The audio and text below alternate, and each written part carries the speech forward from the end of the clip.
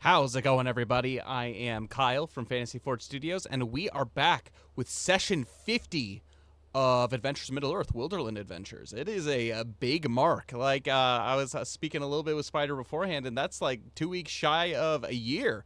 That's crazy. We've been streaming this for a little over a year, but wow, we're doing some work on this. But so far, we are joined by two of our players. Another one might show up later. But hopefully we'll have a full party tonight, and we'll see if that happens. But without further ado, let's go ahead and introduce the players that we do have, and get the show on the road. Well, not a lot happened last time, but kind of a lot happened. So we'll do the introductions. We'll go over kind of the story so far, and let's go ahead and start off with our first player, Jess. Hello, I've been here the whole time. Hello, I am just mine, Sackville Baggins, or SpiderFan33 in the Twitch chat. Yeah, just a little hobbit. Totally not up to anything nefarious at all. No. Never, of course. I like cooking and crystals. Crystal girl. I'm a crystal girl.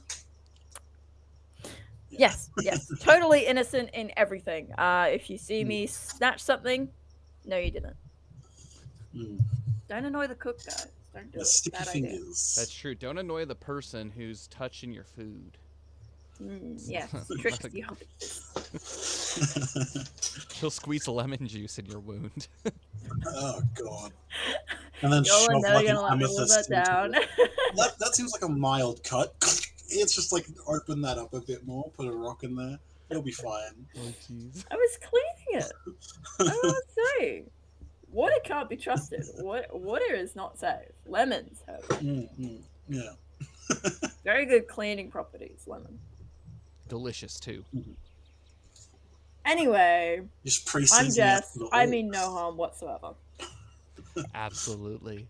Our next player is Feanor. Yeah, I'm Feanor. I am a Mirkwood elf who is traveling around with this gang. He is oh wow, I've forgotten the word for it. I'm essentially a barbarian. What's the actual word for it in Slayer? A slayer, yes. I'm a mounted slayer, so I ride around on my giant white elk, Nim, who nearly died last session. But yeah, we're going to get up to some shenanigans and finally escape this homestead and all the bodies that are still burning in the fields. But, you know, good vibes. Good Just times. leave at the break of day. Leave the fields to burn. It's like, see you later, man. Appreciate the soft couch. Place to put my head. We got places to be. Takes 8 points of shadow immediately. No, absolutely. And as a slayer, kind of somewhat serving as like a pseudo tank for the party, and yeah, just it's definitely a party of fighters, that's for sure. Thus far, I currently look pretty porcupine-esque, so I'm gonna be snapping off arrows. Yep. And actually, Nim's feeling a little bit of the same. Hiding in the stables most of last session. Oh geez. But yeah, a lot has happened. If Theodric does come, we will introduce him. I will wait probably about. I'll give a brief introduction, and then we can have at least Dom introduce himself. But Theodric, he is the second Slayer. He's a man of Rohan, and him and his trusty steed Baradorok are venturing with this party to, well, help to discover what is going on with his blood lust. More like battle rage, I guess, at this point, that he sometimes loses himself to, which actually he did a really good job last session of not doing. And so really kind of standing up to protect, but he was playing the role of firefighter last stream, as I guess as was everyone. But if Dom does show up, firefighters with buckets, man, it's so nice having the hoses these days. To be able to actually stand in one place from the well as opposed to having to go back and forth. Oh, I found a bucket full of something. Throws oil under the flame. Oh no! Hey, and look who it is. This one's clear. Throws vodka. One for me, one for the fire. Absolutely, absolutely. I'm gonna go ahead and take down this portrait. We are back with we just briefly introduced Theodoric, but Dom, if you want to go ahead and introduce him further from what you know, welcome. Oh, can't hear ya. Your mic's not working. You need to unmute it. I believe in you. Nope. I don't. No, that's mean. Okay, that's the ugly part about doing stuff online. Can't hear you. Nope, not at all. Sorry, man, your voice isn't working. Just start signing for the rest of the session. Nope. Maybe refresh your Vorpal board. Yeah, I know you just got here, but we would like you to leave again. Yeah. He'll be back. Oh, maybe we're good. Theodric's just currently standing like in a very generic idle pose in the field. Currently. He's T-posing. Hello. Yeah. There he is. Okay, there we go. It was Vorpal board. Okay. Hey everyone. Sorry I'm late. Work stuff. Hello everybody. I'm Dominic, or that Tobby Australian. I play Theodoric Grimborn. He is our young slayer of Rohan, one of our 2 slayers. And he and his beloved horse Baradorok are traveling Wilderland with his bestest best friends, Feanor and Jessamine Sackville Baggins. We're fighting the good fight, beating up evildoers, protecting the innocent, all that heroic stuff. And I'm glad to be here. I did a pretty good job, didn't I, guys? I think I hit most of those points. Yeah. Heck Come on, yeah. Dom, think something imaginative. No, That's great. We're happy to have you. We're happy for you to join. And again, don't feel bad about coming in late. We understand work is very important. So I'm glad that you're able to be here regardless for that. But I am Kyle. I am the lore master. I am both playing with and against these players as they venture through Middle-earth, as they make a big impact on the world, helping to narrate the stories that they make, and hopefully not be the cause of their downfall. But it's really fun. I'm really enjoying this campaign. Again, 50 episodes in, it's crazy to think about. But we're gonna just continue going on from here. And a lot has happened in the course of this adventure thus far. However, the party is introduced to a nice burning fields in front of them. For those who have not caught up from previous episodes, a little quick recap, but also go check out on our YouTube page. All of our previous episodes are always posted there if you do miss anything. But this group of adventurers, they are on their way to hunt down an escaped prisoner from the Beornings. As they started making their way towards Mountain Hall, they discovered a boat with Maravich and Odo, 2 Beornings that were slain by orc arrows, but they looks like that they were transporting someone back to Beorn. However, the bonds were cut. There were a couple dead orcs, and upon returning the bodies to Beorn, he sent them on a mission to go hunt down whoever had escaped. Because not only had they escaped with a sack of money, but more importantly, they had escaped with Maravich's sword.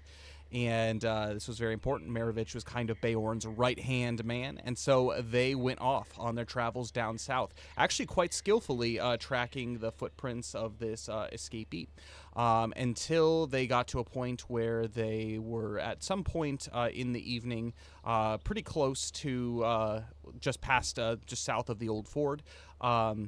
They needed to find a place to rest for the night, and so they decided to knock on the door of a hut and an elderly gentleman, Beorning by the name of Geralt, was there, and he welcomed them in with relatively open arms without much fuss, and he gave them food, gave them a place to rest their weary heads, and told them that a young Beorning had come through here, not just basically half a day. I guess like a day ago, the previous night, a young Beorning by the name of Oderic had basically come to stop by, rest a little bit, and paid him for the stay and for the food, and then left quite swiftly down to the southern village of Stonyford. And with that being the case, the group was able to get some shut-eye, catch some Z's, and waking up to a not quite as cheerful morning. They woke up to the fields being on fire, and there were a bunch of orcs and some goblins and some wolves that had begun setting this general vicinity on fire. And so they went to action. They went out with the heroic deeds of our adventurers and mounts and the beautiful firefighting skills of Burgundy and the rest of the crew. They were able to put out some of the fires, especially the fires that were closest to the house, but more importantly, they were able to dispatch the orcs, goblins, and wolves that were terrorizing Geralt and his homestead. And with that, I'm going to go ahead and turn it over to our players, as unfortunately, the fields are still up in flames. The orcs and everything that you've seen have been slain, and they are on the ground, and many of them have been consumed by these flames. And as some of the crops and whatnot have completely disintegrated, some of the flames and some of the older burned areas have started to become extinguished, but the flames continuously come closer and closer to the essentially the house. Yep. Question. Yes. On a scale of 1 to 10, how bad is this blaze? Like, is it still possible to fight it with buckets? Like, It is. it is. Okay. Yes. And so I'm going to have the three of you make survival checks for me. Okay. Okie dokie.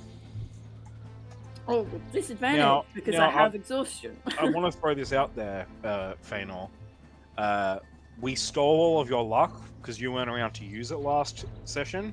Yeah. Me and Jess, just 20s baby hoops. Like, we were knocking it out of there, except for the few athletics checks where we actually needed to throw buckets of water, and then for some reason, just all of that luck was gone. Like, You if it used was- up the supply too early. yeah, if it was like speech checks or like killing goblins and orcs, we were nailing it. We were batting 100. Mm. But the moment we had to put out fires, gone. Um, this is like a homestead. It is. Is there any like actual like farm areas? Because like homesteads generally more for like raising farm animals and stuff. Is there any like plowed fields or anything like in the area or no? So there are, and so basically just to the north of the building there is a small little stables where there is currently one horse that is all tied up, and then they're attached to the back of it. There's a plow and a bunch of kind of like a little bit further to the north, kind of out of range of the fields. There's like a small chicken coop and all kinds of stuff that are there. And as the morning begins to rise, you're actually kind of taking this all in for the first time, as far as you can see. And yeah. Are those in any danger of being like? Is the fire like it's not quite made its way over there? It hasn't made its way to there yet. However, the northern field is starting to burn closer and closer to the stables. Okay. Like we see the fires raging, and as we're like grabbing those first buckets, I am going to say over to like Theodric and Jess, it's like, do you think that we can hook up some of these horses to the plow? Like even just get Broderick and drag around a mark so they can't actually get through, like a fire barrier. Yeah, I think that's a great idea. Yep. It is going to require at least one of us to not be here actively fighting the flames. Theodric, you've got Broderick, and you probably have the best chance of lashing him up. I may have to do that. And Theodric's just going to dash over to Broderick to the stables where he hid after all the fighting. For my survival, I got a 13. Perfect. Yes, survival checks. I have a quick question for Kyle. Yes. I had exhaustion level 1 from ages ago, from before our Yule break. Would that have been gone away by now? Before which one? Before Yule break. Yes, because we spent time at the inn least I Ian. thought- I just wasn't Didn't we? sure if that was. I thought the exhaustion was for pushing through the night. Or Yeah. That's what I was saying. I know- I mentioned that before the session. Did we do that? Didn't You some did. people's Actually, no. So speed you save? did. I actually not sure, Theodric, about yours. I'm pretty sure Theodric made that save at night. I'm pretty and didn't sure I gain a did. second point. I don't know. I don't remember what the first point of exhaustion is from. It was from before the Yule phase, because I remember, like, I thought it was a fellowship phase, Okay. so I thought it would go away, and then I went traveling and fought people, so I was like, I Oh. guess that's not We technically did. fellowship. We so stayed at the inn though, and the inn is now like a sanctuary. So we So get a lot that of would rests. take that away completely. Yeah. So, So you don't if have you the- were able the- to save, you don't have any points of exhaustion. Okay. Yes, so- But I know for sure I have rolling one for and Jess has Feanor, one. he got one. Yeah. And I think I remember Jess, because Jess woke up with a nightmare. And so, yeah. and then proceeded to forget about it. But exactly. anywho, I got a nat 1. So That one. And then For Now that total I'm of 0, now that I'm by the at without that point of exhaustion, I got a 20. basically at this point, you know exactly what to do, Feanor and Theodric. In fact, Theodric, this is one of the things that is Lord Edmund, one of his responsibilities to you, was to kind of work as fire brigade down in Rohan. And so you would be one of the people that were first set off. And as Feanor begins to mention this to you, before he even says anything, you've already started saddling up Baradrock and getting things ready. Feanor, with that being the case, you start grabbing buckets, making your way towards whatever fires are most dangerous. And Jess, you just stand there unsure what is going on. This is just chaos unfolding in front of you. You can see that people are running, seeming to know exactly what to do, but for the first time, kind of after kind of the end of the conclusion of this battle, you don't know what to do, and you actually become fearful. I'm gonna have you make a wisdom saving throw, and this is against points of shadow. Oh, good. So I do have advantage. Yes. Lovely, lovely. Is that everyone, or No, Just her for the nat one. Because she got the nat 1 against the fire. So sorry, I wasn't paying attention. I'm very hungry, and I'm just like, this pie is good. yeah. What type of pie you got? Sorry, I'm instantly distracted. Homemade egg and bacon pie. Yum! That's so good. Now I'm hungry. I got a nat 20 for the wisdom save. Okay, perfect. You are A total of 19. absolutely. You are not. I mean, you're terrified, but you just don't see how you're going to be useful. Burgundy makes her way over to you and begins just grabbing buckets. And because the last kind of place that you were was right by the well, and she is bringing empty buckets and just leaving them there. She has no hands so I'll start to be filling able up to the buckets. That's how I can be useful. Exactly. With that being the case, I'm going to have Theodric, you make a animal handling check for me. And then Feanor, I'm going to have you make an athletics check for me. And Jess, I'm going to have you make a dexterity check for me. Just straight dexterity. Okay. Yep. I got a 17 on that animal handling check.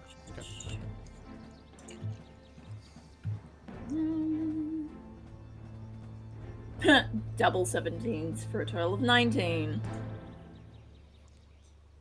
And then I think because you have disadvantage on your skill checks, don't you? Yeah. Mm-hmm. So I got a 12.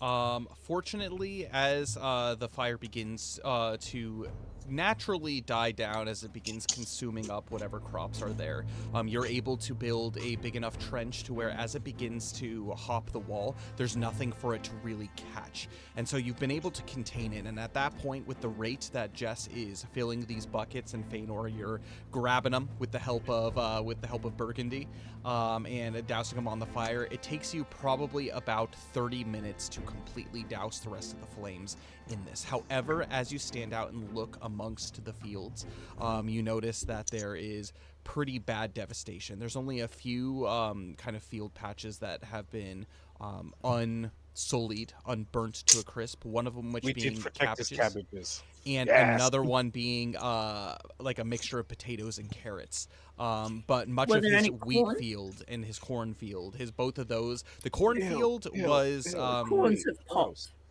Yeah, the cornfields, just all kinds of popcorn all over the place. It's delicious, actually. You feel like you're going to see a movie. It's such a dumb joke. I'm Now, sorry. can I just say, butter.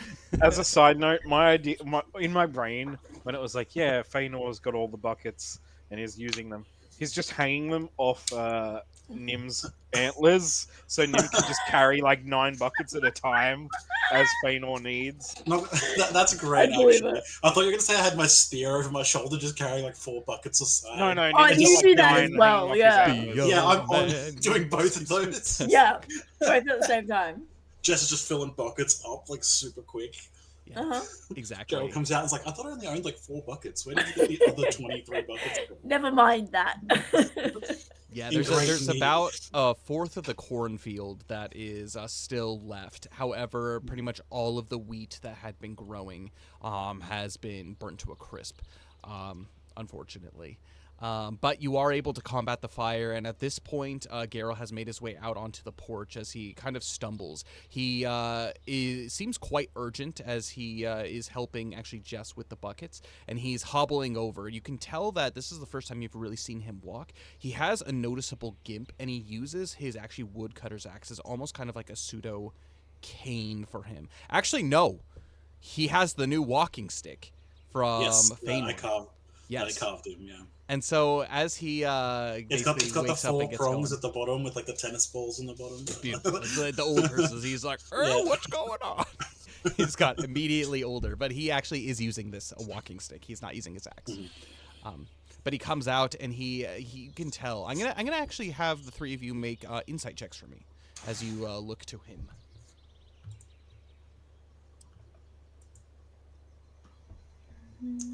20.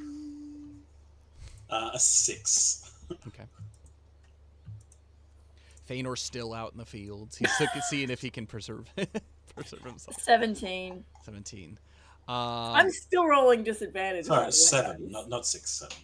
Oh man, yeah. Feanor, you're still kind of out in the fields, doing what you can to try to find whatever seedlings that there are, preserving them and gathering them. However, you can see both Theodric and Jess sees that there is a worn, sullied man that looks out amongst his crop, but then he immediately turns to you, and you can see that he has a small smile on his face.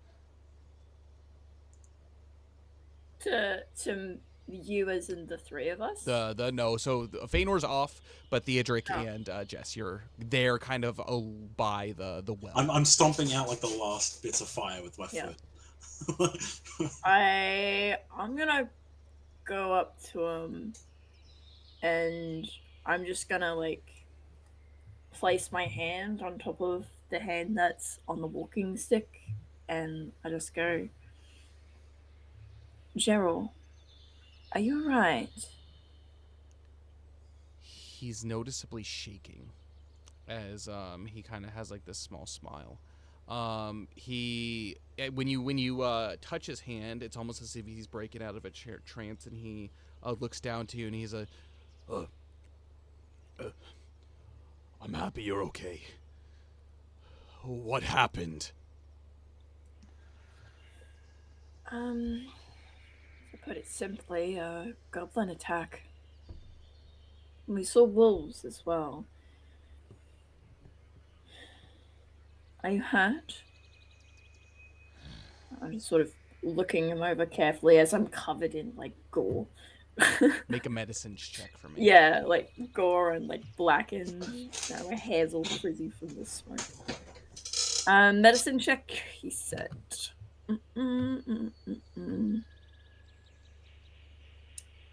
Oof, not good. 5. It's hard to tell if he's okay. Physically, he looks okay, but mentally, he looks pretty broken. He says,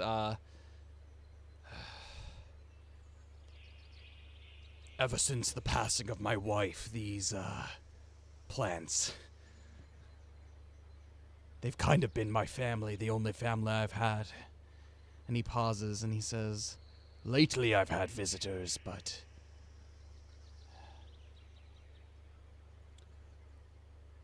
all things must come to an end.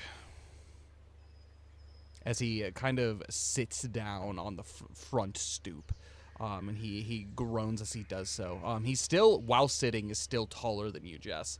As Oh, he yeah. kind of looks out. And you look a little worse for wear. Is there anything I can get you? I think she'll like go to take a breath, and then just like she'll her breath will like catch on a bit of smoke inhalation as she just starts like coughing a little bit. um I'm just gonna go outside and see if I can find some water or something.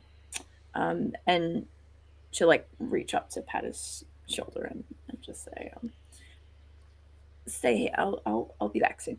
And she'll bustle inside to see Make if a I can fix perception up some check for me. breakfast. Perfect. Dirt, dirt, dirt, dirt, dirt.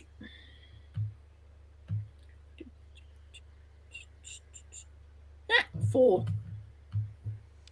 Yeah, I see nothing. you make your way inside. Theodric, however, as you see Jess go inside, you see her make her way, patting him on the shoulder, and as her hand leaves, you can see that Geralt, he places as if almost to put his hand on top of Jess's hand, but she makes her way in before he's able to do so. And he just kind of rubs his shoulder and kind of plays it off as like, oh, like he's massaging himself, but it's quite clear that this man is quite devastated. Theodric's going to step forward now and just kind of give him a commiserating pat on the shoulder and say, "I'm sorry that we couldn't save more of it. It's rather hard to fight orcs, goblins, and wolves and stop fire from spreading all at the same time. We managed to save your cabbage patch, some potatoes and carrots, and Feanor's checking the rest out now. And who knows? Elves can do weird stuff with vegetables and greenery, so maybe he can do some elf nonsense and I don't know. Sorry." He shakes his head as he hears the apologies, as he says, I don't mean to come off as ungrateful. I'm getting old. The past few nights have been tough. My chickens have all but been preyed upon about wolves, but goblins, I never would have assumed that they would come and prey upon something so simple. They hate the things that grow. I've paid them no harm. I don't see any reason why they would attack, but why could I ever guess about the thoughts of goblins?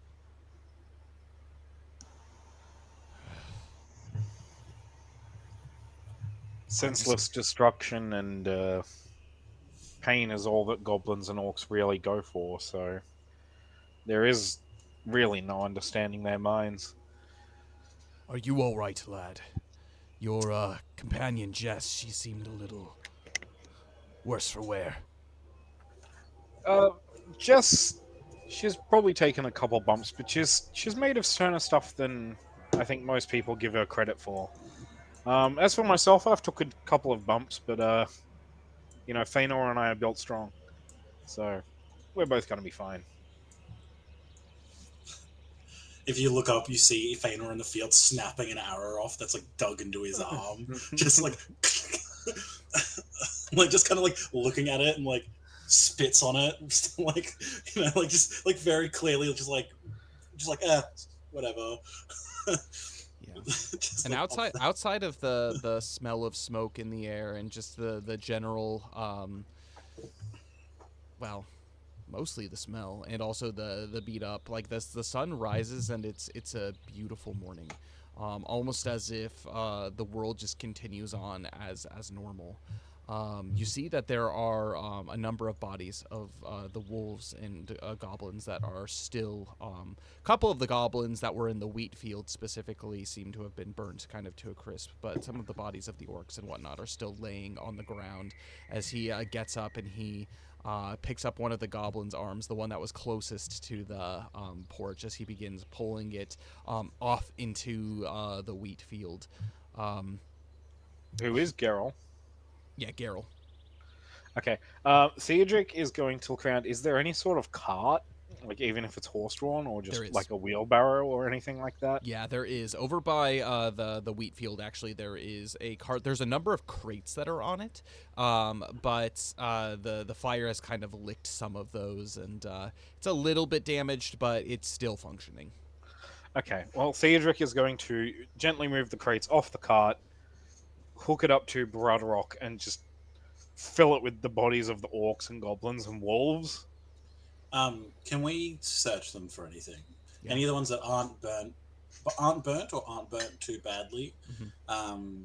Just to see if we can like tie this back to any of the other orcs or any of the other stuff that we've been seeing so far. Like we have that symbol, just like looking for stuff like that. Yeah, make an investigation check.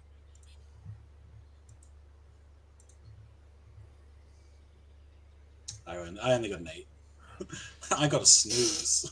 With that, you're able to gather 3 arrows from him. However, one of them looks to be man-made. The other 2 are orcish.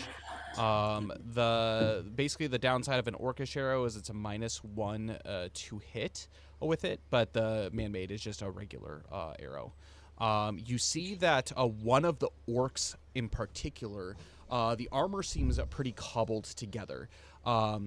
But he seems to be some kind of, maybe like a lieutenant of whatever this band of orcs were, and he has this specific helm on it that's a little bit scratched up, but you can see on the side of the helmet there is that exact logo that you had seen from the orcs previously in the north. And also you see as you search his body, you're able to find 4 silver pennies. Sweet. I'm just going to take the orcish arrows and like, because is Geralt just throwing them into fire, like to burn? Yeah, so he's essentially putting them into a pile. Yeah, Vader's just going to throw the orcish arrows into that. Doesn't want anything made by anything in the shadow. And he's going to hold on to the silver coins, but he doesn't add them into his normal pouch. He's going to leave them with Geralt when he's not looking. so he can't deny them. Plop them into his pocket. Yeah, just not at the moment. I'll let him do what he's doing. And probably help him in the process as well. Yeah. He begins to hum to himself as the 3 of you work together to move these bodies. It's kind of a slow kind of song, but something about it seems somewhat reminiscent of what you've heard before. I'm going to have the 2 of you make traditions checks for me.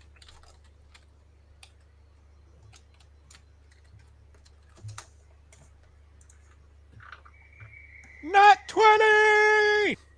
Let's go! A 6. Or you got no time for songs. Yeah, I had a 19, but then a 6. This shouldn't even be called traditions for you, Feanor. It should be called like modern history. As you're doing this together, you can actually pick up hints of what this song is, and you actually have seen the transcription of this song, Theodric, but also you've heard it sung while you were in Woodisald in Woodman Town. This seems to be a song of the Woodmen. No wonder I haven't heard it. Didn't spend much time with them. And Theodric's gonna comment, that's a Woodman song, isn't it? Aye. You've got a keen ear. Yeah, I spent quite a bit of time in Woodman Hall. Yeah. Was it Woodman Hall? Yeah, Woodman Hall. Yeah. Did you know? And he hasn't even looked at you. He just continues humming as he's putting kind of like bodies and like pieces of wood, damaged stuff into this pile. But he's moving quite slow, but he's doing it.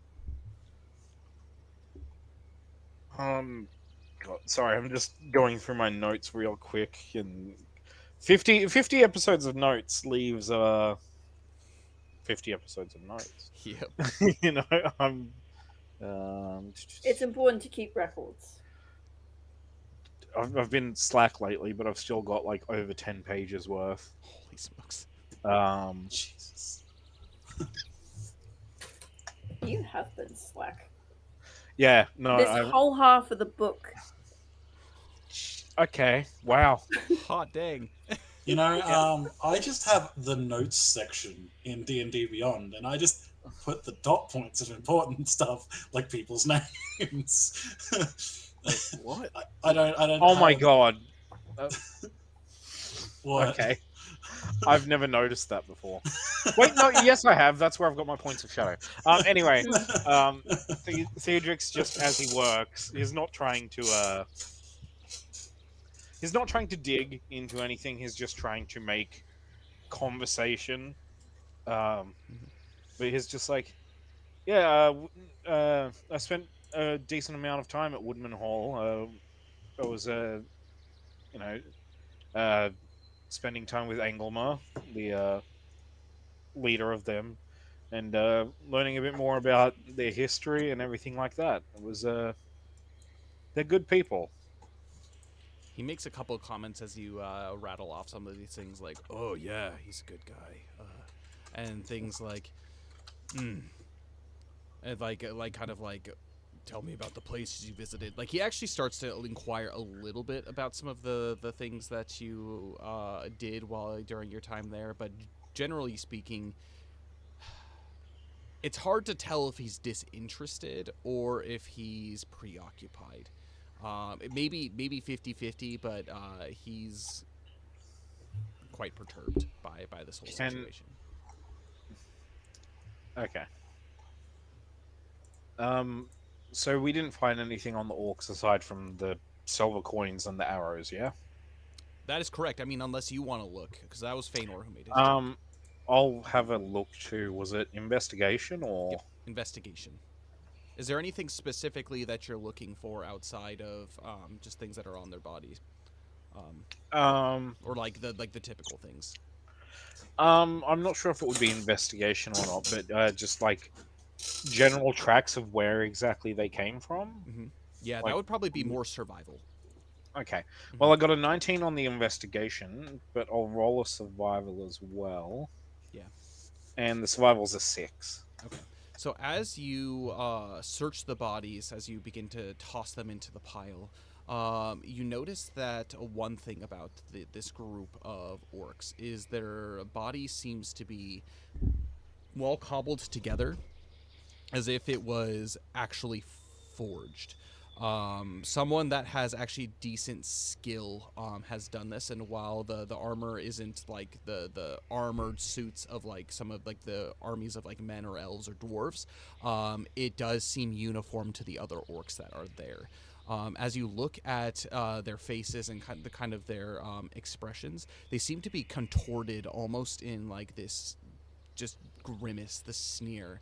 And as you look at their tracks, things based off of all that you have been doing with the plow, with the fire, even with the rains that have been happening, it's just a mishmash of footprints and stuff in every direction.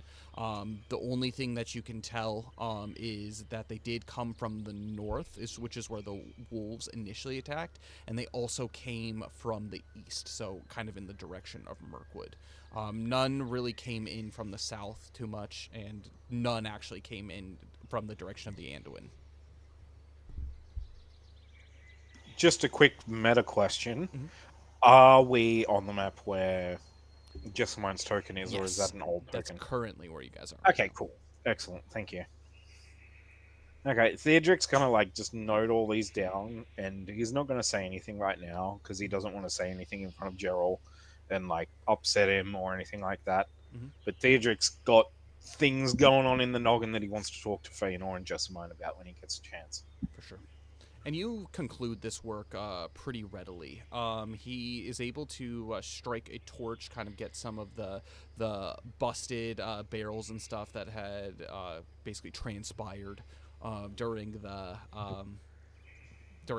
combat and the fight, and some of just kind of just general like hay that he had in the barn. And he begins to kind of make not quite a funeral pyre, but more of just like a bonfire. The smell is awful. It's horrible. And he says basically like, thank you, glad that you're okay, as he begins to slowly make his way back towards the house. You hear him say under his breath, "Oh, I wonder how the lass is doing," as he slowly makes his way that direction.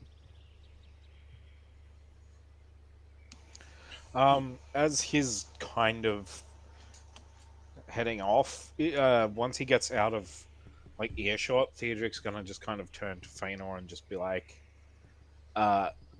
so I'm not really the superstitious type, but these goblins and orcs finding us here, attacking this homestead, while we're on the trail of somebody who recently avoided another goblin ambush, Yeah. strikes me as a little bit more than coincidence, don't you think? Well, if I had to guess, I'd say they were probably using their wolves to track down either his scent or our scent. Our trail would have been a lot easier to follow than his, considering the animals that we brought with us. But yes, it is strange that they were attacked on the river, and it wasn't just hit and run tactics. It seems, if it had just been an act of fate, and this prisoner managed to get away, then that's one thing. But the fact that they're still pursuing him when they could have stopped at any number of places is cause for concern. I think it's important that we find this guy, Yeah, there's something this more Oderic. going on. Yes. No. I also don't know. We'll have to talk to him. I'm just not sure if this was going to be a safe space for him. He's lost a lot of his farm, and if he doesn't have someone else to help tend to it, he'll probably die alone out here. I know that sounds a bit harsh, but that is what happens to older I was thinking farmers. that too, but he does seem the stubborn sort. I know the type. It's common in Rohan. Um, getting him Live, to live by the land, die by the land, I suppose. exactly getting him to move anywhere else would be fighting an uphill battle, I think. I was thinking about this, and I found some coin on those orcs, but I thought it might be best if we give him some of the money that we do have, so that at the very least he can maybe hire someone to come help him for a little while from the town that's nearby where we were heading to. Like, so it's like, maybe he can have some kind of assistance, or it's not as bad a loss for him. At this, Theodric kind of smirks and looks over at you and is just like, "So, you're absolutely going to be like stashing that somewhere where he isn't looking, right?"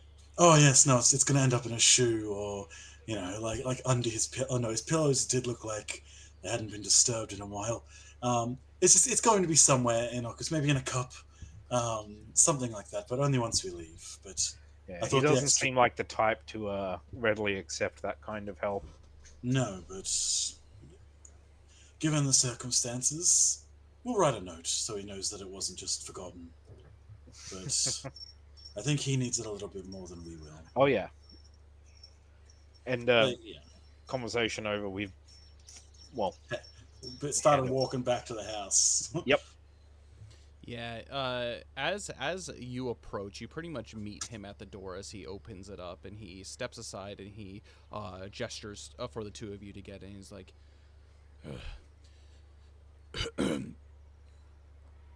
"You must be famished. Perhaps some breakfast."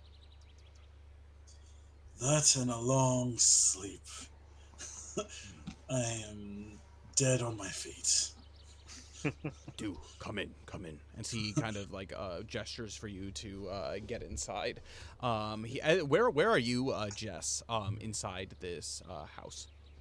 Yeah, so I would have probably taken a few minutes at least to just like go upstairs and like clean up a bit. Mm-hmm. Wipe all the blood and ash. Mm-hmm. And like change into another dress if I have one. Mm-hmm. I probably have one. Yeah. For And then go downstairs and see what there is to make for breakfast, I guess.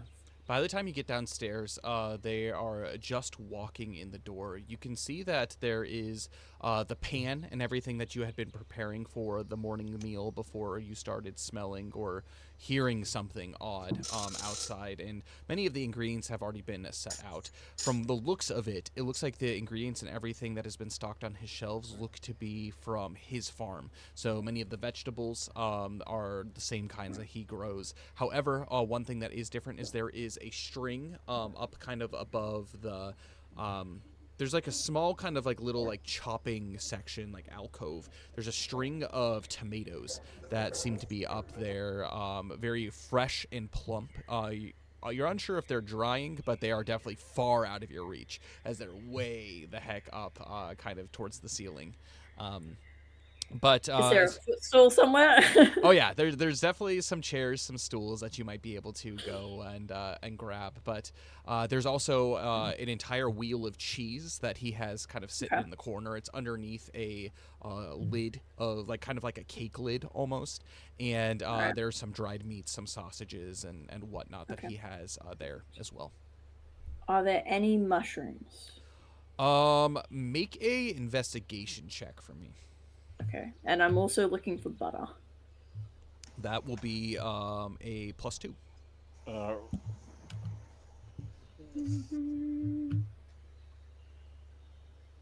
We need to give just mine a mushroom stat. So she can roll for mushrooms. Mushrooms. I love it. I got a 19 and a 2. So 3 total. 3 total. He has no mushrooms. He has a small amount of butter, probably a couple knifefuls, and enough to basically probably spread on like 2 pieces of toast. He does have some eggs, but outside of that, it's mostly just vegetables. He has a couple of spices, pretty much salt, a very small amount of pepper left, but and a little bit of garlic too. He has some garlic as well. Nice. All right.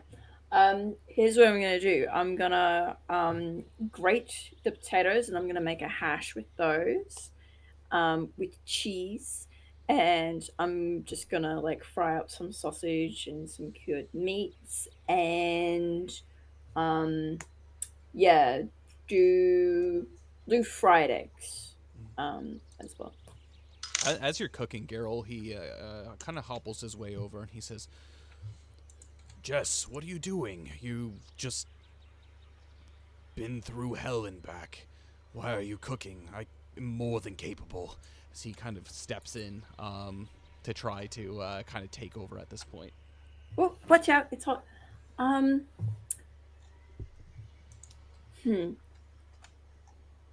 Smells great, by the way. Oh, and that's why I do it. That's why I do it, Cheryl. Cooking relaxes me. And it helps to know that after I've been through hell, as you so eloquently put it, and back, it helps to know that at least I get a full meal after, full belly. He pulls out a chair from the dining table that's basically kind of in that area. As he begins to sit on it, he slowly kind of slumps down on it as he's still turned towards you and as you cook, and he says, "Something about that, what you just said there, reminds me of what my wife used to say, that you can't start your day on an empty belly and expect to, well, make the best out of it." My nan used to say the same thing. It's been a long, long time since someone has cooked a meal for me. Well, you're in for a treat. Jessie is one of the best cooks that I have met in my time. Is that She'll right? take care of us. I've seen you cook. That's Hey, well, not as good as a compliment as you think it is. no, hey, I lived in the...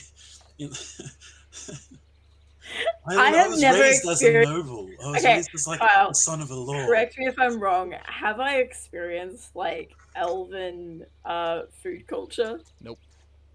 Not at all.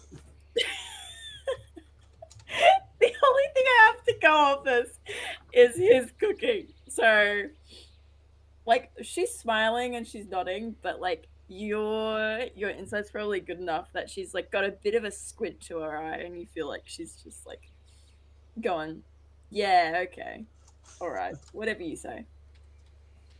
As you're cooking, you can see that from the table, pretty much everything with his long arms is in reach of him within the kitchen where he's centrally located. And he begins pulling off some spices and like herbs and whatnot. And he hands them to you as the two of you are chatting, almost as if he's trying to be helpful to a degree. But his sullenness kind of breaks a little bit, especially as the scents and the aromas begin to kind of cancel out the smell of like his burnt crop.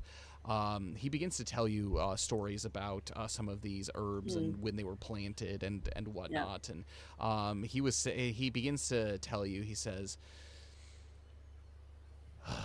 "I'm old enough in years to know that my time here in this Middle Earth is, well, relatively running short. I don't need money. I don't need compensation. All I need is just my hoe, my hat, and a good plate full of food. It's a shame that I lost what I did. It means the bread season isn't going to be quite as, well, prosperous, but I don't rely on this food to be able to survive, fortunately.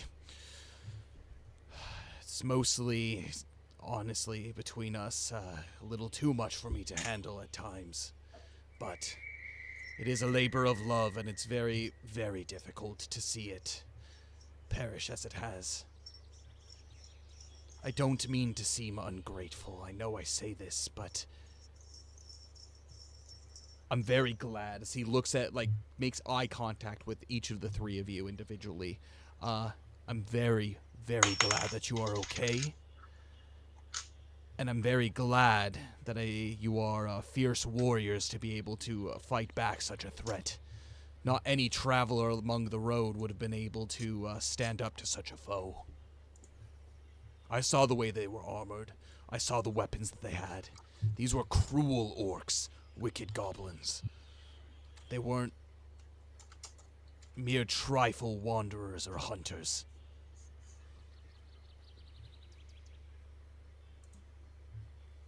No, they certainly weren't. While I'm cooking, Thane or Theodoric, did you want to go and wash up a bit? Why? What's wrong with how I look? Currently just covered in Wash sleep. your hands and face. Otherwise, you'll be getting no breakfast. I suppose. Theodoric's already up and leaving. Yeah, At least Thanos going to go outside and one of the buckets will, pump out, use the well, get out some water and just throw in cold water, on his face and scrubbing it outside. Absolutely. If Theodoric comes out, I am throwing the bucket at him.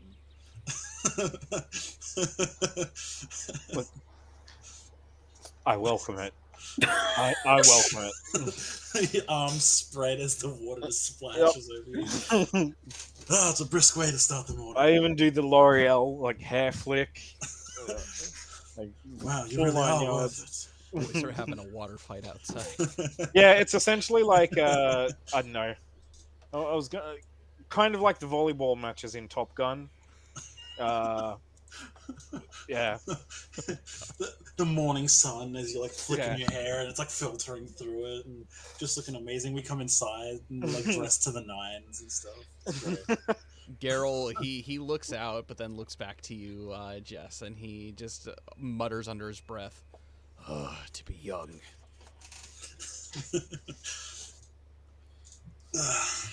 Yeah. But yes, no, we wash up, we come back inside. Is breakfast ready yet? Do I deem them... I'm starving. Do I deem them appropriately washed? There has been no soap. There has just been cold water. From what you can tell, they're both wet. However, Theodric looks particularly soaked. Theodric is more washed thoroughly, that's for sure. Yep. Nothing like breakfast after killing some orcs in the morning. And Theodric is going to take this quick opportunity to go to his backpack. He's going to chuck on just his spare set of clothing, not his travel clothes, just his normal clothes. And he's going to go back outside and just hang his clothes that are currently soaked and a little bit smelling like ash. Fëanor grabs his cloak and grabs the bottom of it and wipes his face on the bottom of the cloak and then wipes his hands and is like, "Oh, you're right, Jess. That was a good decision. I feel a little bit more awake, a little bit more. Oh, where are my faculties? I am. You have just rubbed ash over your face and hands. You've got a black smear there now. That's fine. I'll deal with it after breakfast. It's good for the skin." He tried. That's the important part. He tried. Right. Can you please get Theodric to have breakfast is ready? Theodric, whoa, put clothes on. Okay, no, okay, he's just getting changed, and then he'll be heading inside. Why did he not? There is a porta potty that's outside. The one that was somewhat burned. Yeah, it's like singed. Whoa, the door was half open. Whoa, okay. No, he'll be in. He'll be fine. Theodric, hurry up. Breakfast is done. As you all make your way into the room for breakfast and sit around the table, there's kind of a little bit of reminiscence of when you were back at the Easterly Inn all together being able to sit, regardless of the situation that had just occurred. The one thing that is for sure is all of you have kept your lives. Maybe you're not the healthiest in the world, but there's kind of this general sense of appreciation, particularly now coming from Geralt. His smile has become more genuine. His conversations have become less forced. There's something about, in this loss, the fact that he has you as company is livening his spirit a little bit. Is there anything that any of you want to talk to him about before you rest or depart or whatever you want to do going from here? Not specifically. Okay. I'd like to talk of small things, lighthearted, trying to lift the mood away from the grimness of what's outside. For sure. Basically. I might actually we're having a little small talk, and Fëanor might say at one point, have you considered hiring a young lad or something to come out here and help work on the farm?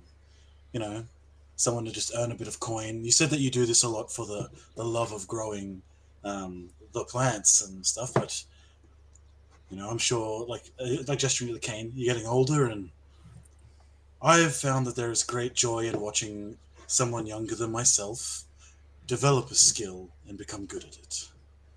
Make a persuasion check. It's going to be an advantage since you're all sitting down and talking together about this.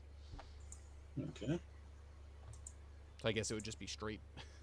So 7. 7. He thinks about it for a moment, and he doesn't respond immediately right away, and he says, it would be nice to have a little bit of some, well, at least company.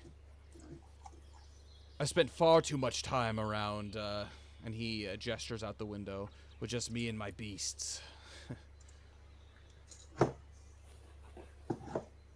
The past couple of days after seeing Oderic, after seeing the three of you, I think I have some things to consider. Again, after the death of my wife, so much of my regular day-to-day had been thrown out of motion. It took me quite some time to get over some of the grieving of her passing. We never had children, unfortunately. We never were able to. I don't have much to pass on. This here, my land, my house, my warm fire. It's really all I've had to be able to hold on to. It's been 5 years. 5 years since the passing of my wife. There isn't a single day that I don't think about her. Regret so much of not being able to enjoy the things of this life that I wish I could have with her. Her time was cut far too short. But what I've really missed, I think, more than anything is just community. Being with people. It's difficult when you're in pain to face others.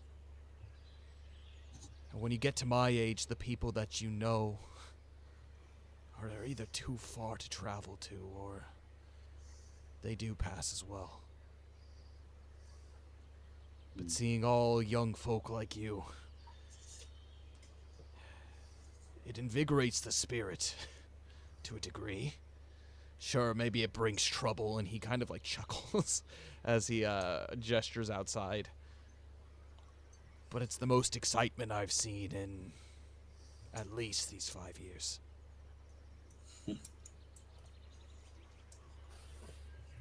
If you don't mind me asking, what was your wife's name? He smiles for a moment as he seems to reminisce on the memory of her. Her name was Laura. She was much younger than me when we decided to wed. In fact, it was actually my parents and her parents that got us together. I was already quite, I was a woodcutter, you see. I was dedicated to much of my work in my 40s by the time that this young one came into my life.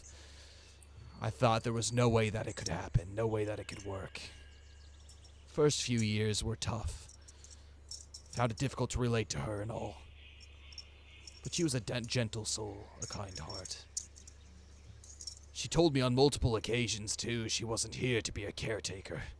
There was a spunk in her that I admired, because that's not what I wanted as well.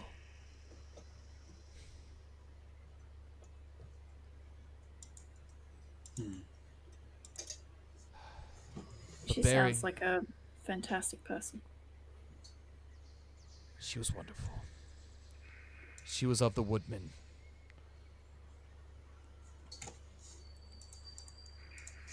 I had visited Woodman Hall a few times in my youth. Much of the firewood that I would gather was from there. I would often go into the trees of Mirkwood to practice my craft. I whittle here and there.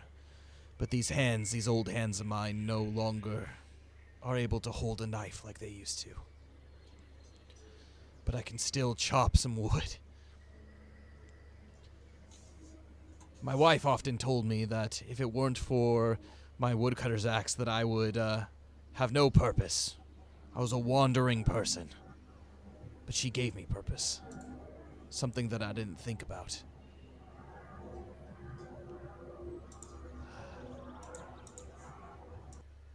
After I lost her, I lost everything.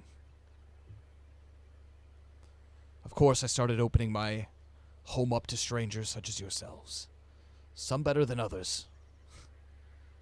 Some gruff dwarves have come by.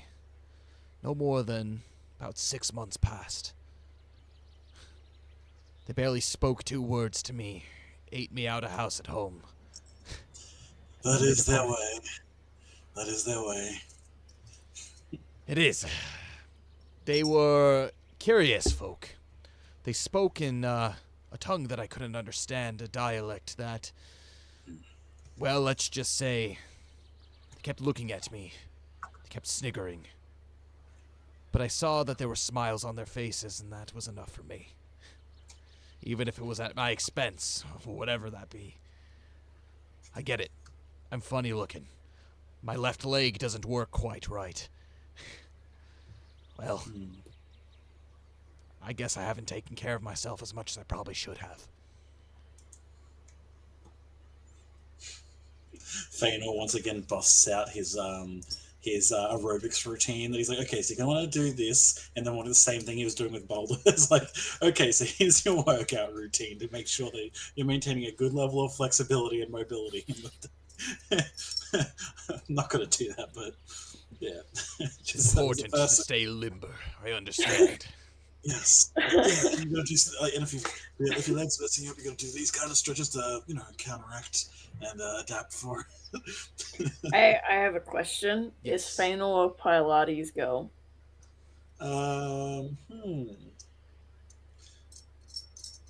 Yeah, I'd say so. I reckon yeah. You get behind him and you begin to kind of like stretch him as like he's still like a little bit hunched, but you stretch him and you hear a couple like thick pops in his back. I put mine, because I'm so much smaller than him, I put a knee solid in his back and just like wrench backwards, and you hear tuk, tuk, tuk, tuk. And he's just like, ugh. And he just kind of like stays stiff for a moment before he finally like loosens up. And he says, wow. I might be able to use my bed again. Yeah, yeah. I would recommend that we all actually get some sleep. It's good to have some food in our bellies, but especially after the night that the morning we've just had, it might be worth getting some rest, and then we head off in the morning, like tomorrow. It is tomorrow. No, I'm saying like sleep during like this. Yeah. I know what you mean. Yeah. Take as much time as you need. I'll be about fixing up the place, so I'll make sure to keep an eye out. Just, you deserve a well-earned rest. Yeah. If anything else happens, just like ring the bell really loudly. Is there a bell here? There is.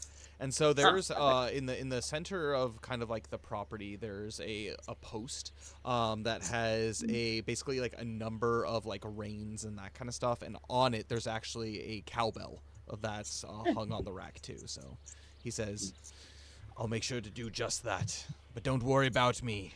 Make sure you get all the rest that you need. If you're making for Stonyford, it shouldn't take you but about half a day to get there. So I guess that's the question. Do we try and take a long rest here, or do we head to Stonyford and potentially have a long rest there? Whoa! Because like at the moment we get there, are we going to be looking for Oderic, or are we going to try and Hang get on. that? I have a logistics question first. Yes. So if we were to rest 8 hours starting now, where would that put us like in the day? So, because of the events of the morning, it's probably only been a few hours since you have woken up. Meaning, right now, it's probably about 7-ish a.m. You woke up about 5 a.m.-ish. With that being the case, you could probably sleep, since you had already taken a little bit of rest before. You could probably sleep for, I would say, 4 hours total. And be ready to be back on the road, which would put you around noonish if you wish to do so, which would mean you would arrive in Stonyford by nightfall if you want to do that. You can stay longer if you wanted, but as far as like a minimum amount of rest that you would need, but without losing points of, like, you could like rest like the full time. Like basically like a full 24 hours or whatever the case, and leave basically the next day, get rid of all of your points of exhaustion, or you could head out by around noon and make it to Stonyford while still keeping your point of exhaustion. So, yeah, do we try and recover properly before we potentially encounter this guy? if we have a I mean, long I'm rest, keen to push on to Stonyford, but if you guys don't want to, then I get at a it. long rest, we get to use our hit dice to heal a little, don't we? Yeah, so Oh, the yeah, way that sure, rests yeah. the way that rests work in this is the long rests are basically your sanctuary rest, so where you reset everything.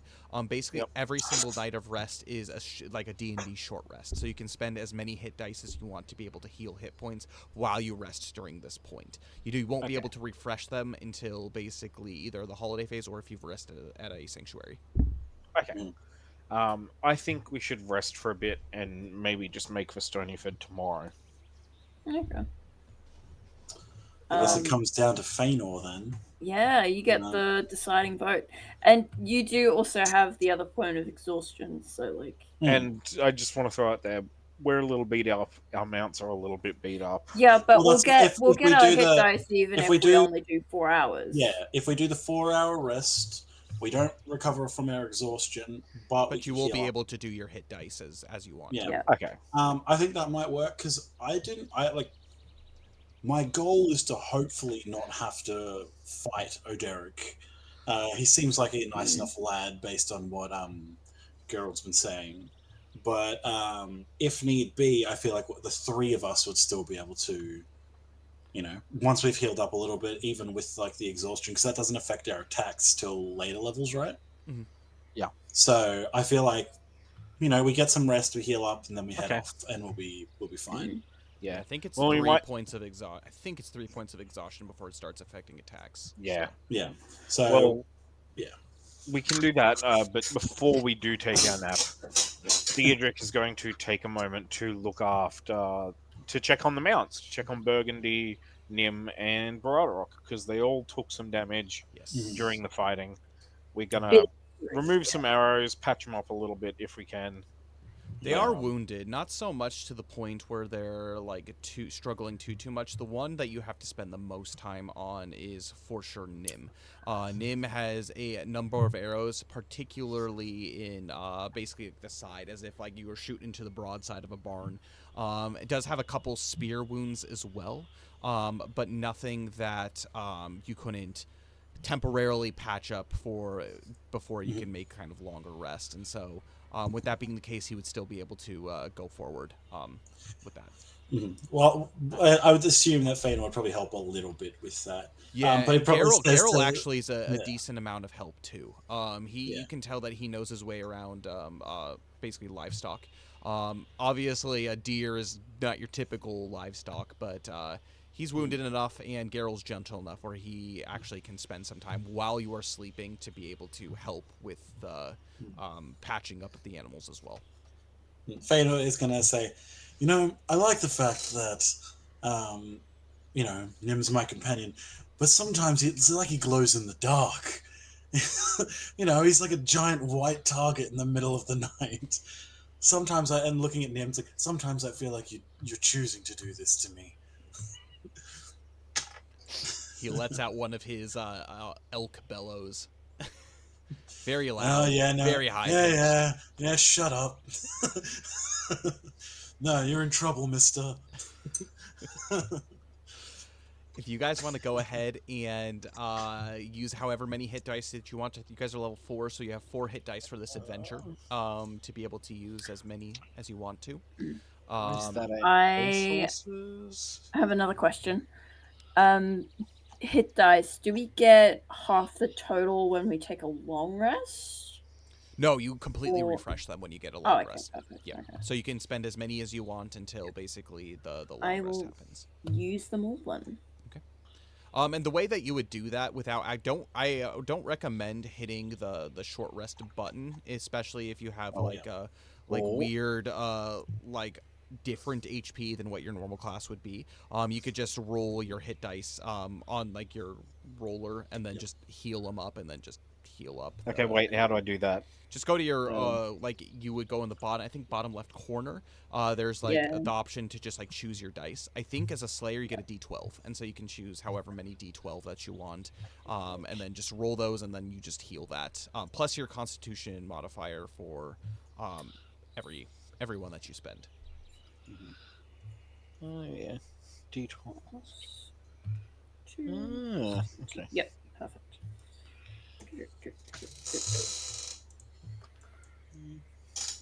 I did just press the short rest button, but it seemed to work, so Okay, perfect. okay, all good. So, I know D&D Beyond has gone through a lot of changes. They just updated. They have like a new maps function, and so I think they went in and updated a lot of the homebrew functionality and that kind of stuff too. Yeah. And so hopefully that means they've fixed some of the problems that have been kind of outstanding for a while. So I haven't really checked that yet, but. and with that, I'm almost back up to 4. Yeah, same. Yeah, I same.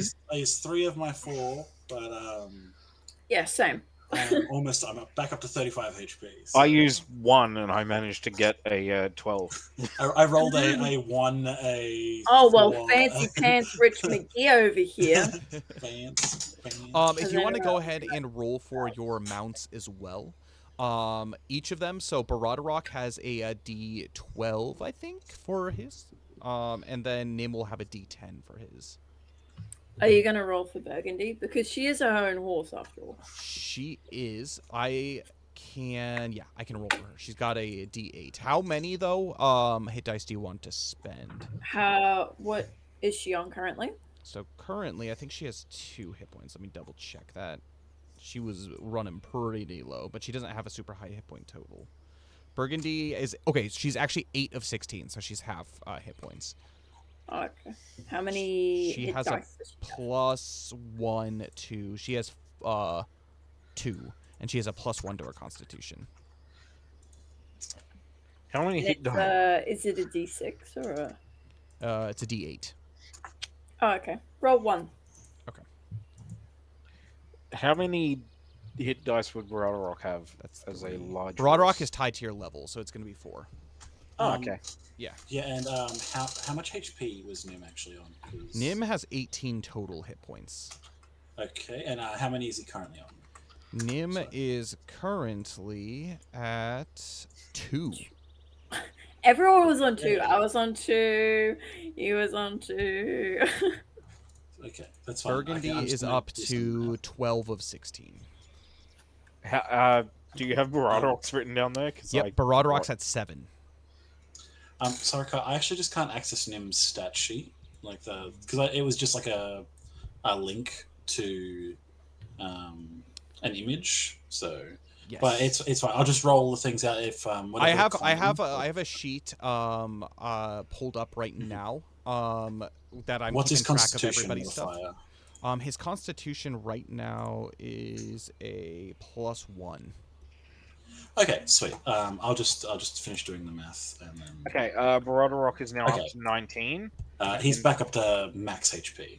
So 19 for Baradorok, 18 for Nim, and then that's going to be 12 for Burgundy. Cool. Sweet, excellent. I'm glad we were able to heal up a little bit, at least. Sweet. Awesome. And with that being the case, was the decision to leave around noon? Like Yes, rest up and whatnot? That way we can make it to the town before dark. Completely unimpeded. Nothing out of the ordinary happens. You're able to get your complete rest as you begin to wake up and pack up to head south to hopefully catch up with Oderic. Mm-hmm. I do write a small note, saying we wish you all the best. If you need help, make sure that you go to the town that we're about to go to. Mm-hmm. I'm sure someone there will be able to offer you some assistance. And I followed up that just a general thank you for this help that you gave us essentially and giving us somewhere to stay. We appreciate it. And folds it up with those coins, puts it into a cup that's on a shelf, mm-hmm. And leaves it there for him. So. Awesome. As you begin to depart and you get your trusty steeds, again, a little battered, but ready for the road, Geralt, he makes his way up to you. He has a shovel in his hand, and he looks like he's been spending all morning at work as he says to each of you, all rested up then, are you? Yes, no, it was... you sleep best after a fight. Don't know much about that, but I do know after a hard day's work, I understand perhaps it's probably similar. But if you are to pass through this way, this direction, please know that you definitely have a place to stay, a safe place to stay, at least a dry place to stay. I'm always more than happy to be able to have you. Just next time, make sure to not bring orcs with you. Please. I'm not sure what we'll be able to do about that, but, we'll try. We'll do our best. As long as I can save the cabbages, as he begins to chuckle, he says, No, but and he says, before you leave, and he makes his way again slowly inside, and he has a sack, and he hands it directly to you, Jess, a sack, and it's got a number of vegetables inside. There's 4 carrots, 2 cabbages, and 6 potatoes inside. 4 carrots, 2 cabbages, 2 cabbages, and 6 potatoes. Okay, perfect. Don't use them all up in one go, but definitely some of these things, and he points to the cabbage, use that before the others. I think my carrots and potatoes should be able to last you some time if you are in dire need of it, but based off of your cooking, I'm sure you will do something wonderful with them. Thank you. This is so special. I have something for you as well, and I'm going to give him...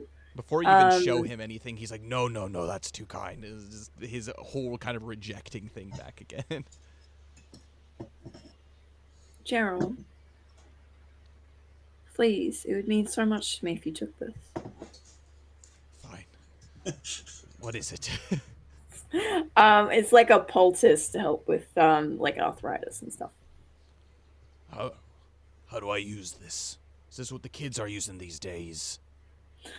It's just to rub on your sore joints. It's it'll heat up, so it'll get quite warm. And then you take a warm bath, and then you just go straight to bed. Thank you. Hopefully this will help fix this trick knee of mine. As he kind of laughs and bids you all farewell as you ride off into the afternoon sun. But you do so. You have about a half day's travel, and you're starting to get to a point where you're in relatively familiar lands. You depart his homestead, and you're actually kind of wonder to yourself why you haven't seen his homestead before. Perhaps it's because it's definitely more eastward. Your travels tend to have taken you more along the Anduin. But the question is to you, for Stonyford, are you going to continue your track more kind of down in the middle of Wilderland here, or do you want to go back towards the Anduin, or do you want to make your way more towards Mirkwood?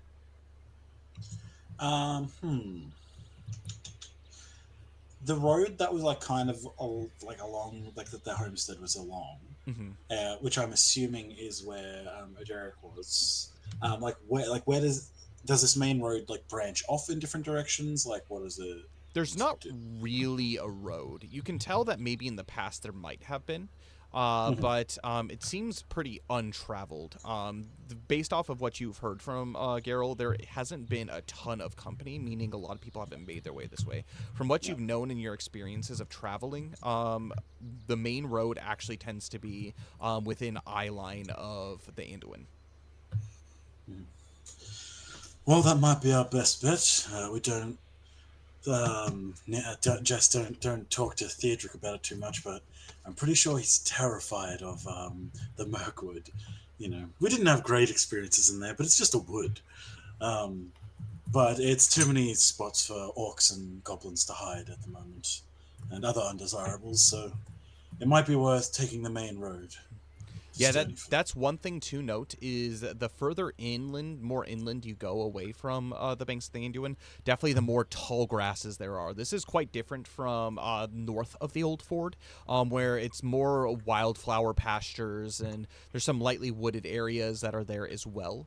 But here it's definitely like plains almost, like very tall grass that could easily be hiding like something.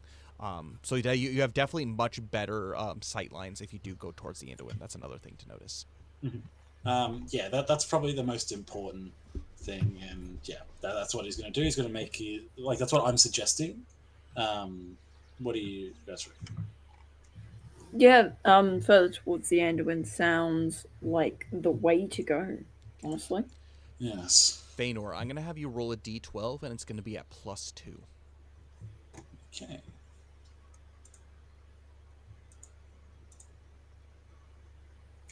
Uh, 12. As the guide, you lead the party back to the Anduin, and it takes you probably about an hour westward before you hit the main road. And you can tell at this point everything has dried from the past days of rain, and there are a number of tracks. In fact, you can actually see that there has been some kind of horse/wagon that has been drawn through this area pretty recently. Kind of back to more civilization, or at least well-traveled roads. About 2 more hours from the time that you have reached the Anduin, you notice that there is a road that goes immediately eastward, and this is the road that you have been familiar with, taken all the way to Woodman Hall, and then hence into Mirkwood through all of the Woodman territory.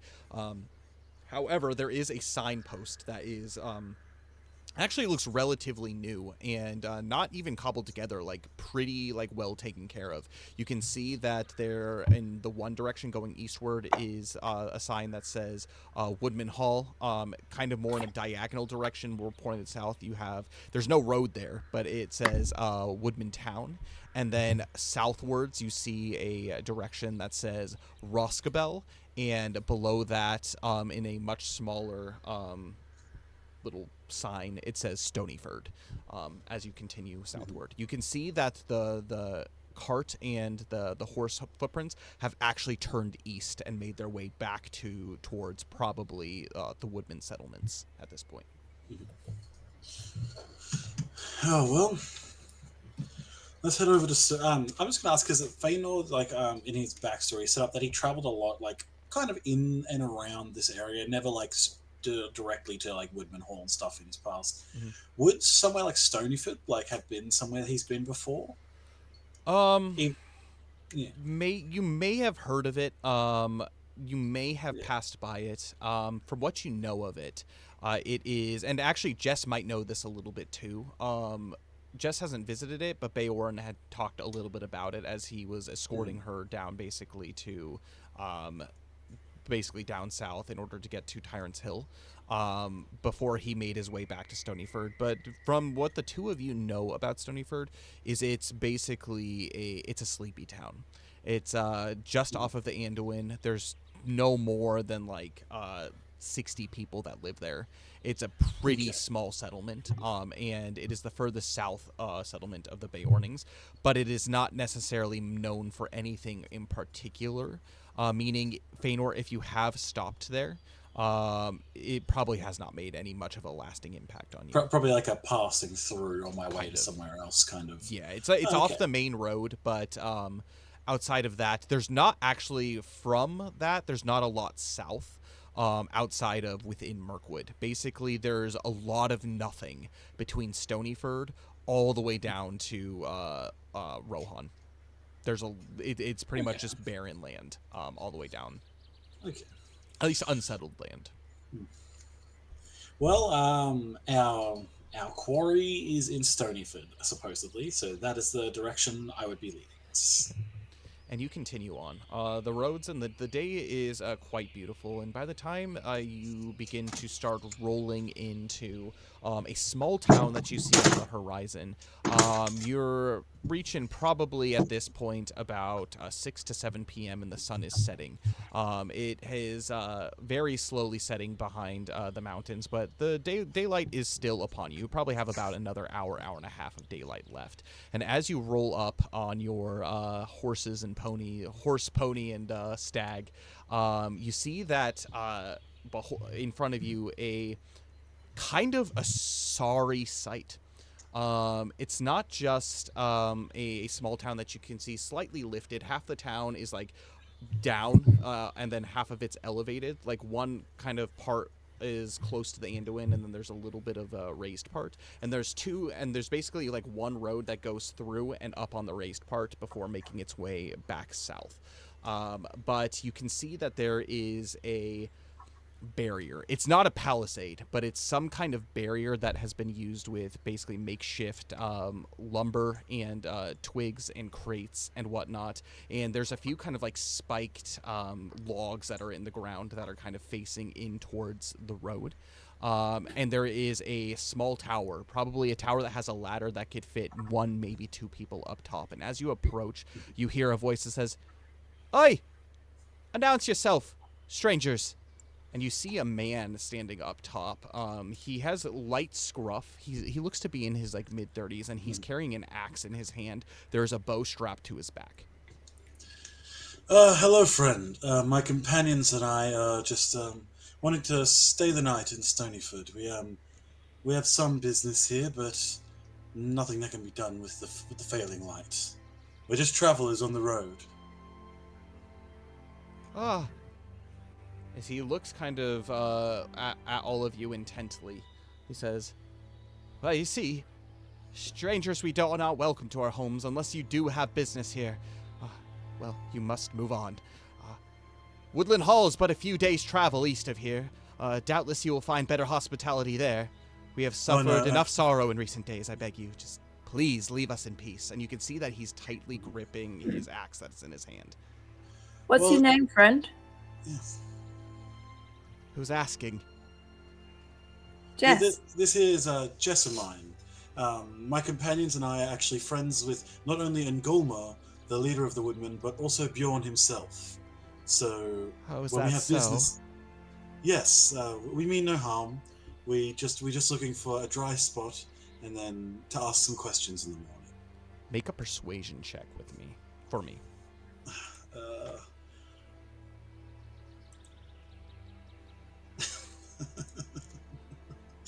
It could be with advantage because of Jess was also reaching out. 5. 5? At least it's not a 0. Or just normal? At least it's normally? if it's normal, it's a 0. I rolled an out. Wait, no. Wait. Yeah, if it's a normal roll, it's a nat 1 for a 0.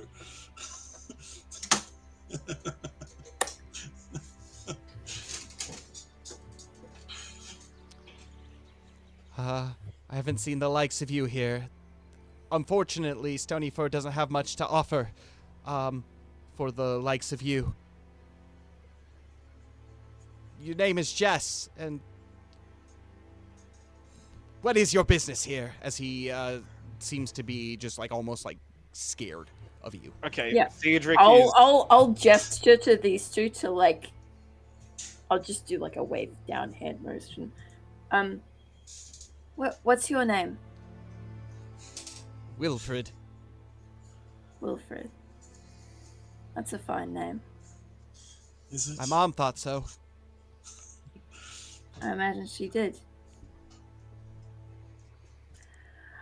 Theodric is getting impatient, and he's going to pipe up now. And just going to be like, "You asked what we're doing here. We're currently hunting a fugitive who's murdered some of Lord Bayon's men." Oh. There hasn't been such news or trouble here in a couple of weeks at least. We're looking for a young man named O'Darrell. He looks to you, and then he looks curiously at Jess, and then curiously at Feanor. He says, I'm looking at Theodric at this point. Like, I'm not looking at Wilfred. I'm just fully like... Look, sometimes people like to just have it said to their face instead of, dancing around the issue. Well, Feanor leans over and says, like, finally, I was trying to be subtle in case, Well, look, subtlety wasn't working. You're right. He does look awfully timid. You hear him call out, "Wait there, but one moment. you can see him keeping his eyes on you, but as he begins kind of slowly climbing down the ladder, he makes his way kind of to the front. It's not really a gate. Again, it's more of kind of like a barricade, and he begins scooting some of basically this makeshift like blocks that have like these spikes out in front of it onto the road. He's like, "But one moment, do not cross into this town, or we'll have your heads," as you can see him run off into the town, and he disappears. Upon that, Theodric just kind of like looks over at Feanor and just raises his eyebrows. Theodric, I appreciate you trying, but do you not think that this calls for some delicacy? Delicacy wasn't working. The strong approach has gotten us an audience with whoever's in charge. We don't know that. He's gone to get somebody more important. We can guarantee that. He might have gone to get the local law enforcement. Who will be more important than he is, and we will get answers. Oh yeah, dealing with the riffraff sometimes. I just worry, Theodric, that trying to strong arm a lad out of his hometown is going to end somewhat violently. Well, this is a Bjorning town, though, right? It is a Bjorning town. I'm sure the name of Bjorn himself is going to have some sway here. Yes, Yes. but we don't And have if we anything can- to back up our claim. Well, if this Oderic has the sword, then like quite a famous sword from a famous Bjorning, then that's going to be. And potentially he's also wearing a cloak belonging to Maravich. Yeah. So. The man's walking around holding the evidence of his wrongdoings. Assuming that he still is holding the evidence. Well, Geralt said he still was. Subtlety has its time and place, and niceties has its place too. But Yeah. sometimes you just have to be direct and say what you mean. I understand that. I simply am concerned that this might not be one of those times. Well, it's too late to go back now. And as some time passes and this conversation has transpired, probably about 15-20 minutes does pass, and you begin to see some movement within the town. You can see very slowly this individual. He still has his axe in hand. Wilfred making his way up towards the gate, and there seems to be two figures that are trailing behind him, and a third a little bit further back. At this stage, I'm going to actually get off Burgundy. Okay. Are you guys staying on your mounts or getting? Yeah, I realized that I had persuasion on advantage on persuasion rolls because I was on Nim. But so I'm just gonna stay on him. I need that to balance out the disadvantage at the moment. Theodric's gonna dismount. Okay. I'm an elf. I'm too good for the riffraff. Oh, yeah. You make your they make their way up, and there's a reason that the people trailing behind are quite a bit slower. You can see that there is a very elderly man, Bjorning, and he's basically walking full basically strength that he can on his staff, and in one arm there is a young woman who's basically holding his arm and kind of helping him walk forward. Behind them is what looks to be another guard. He has an axe in hand, basically like a one-headed blade axe in hand, and he's following kind of behind, keeping his eyes ahead, but also on the two that are in front. And Wilfred, he says, "Good. Now don't move."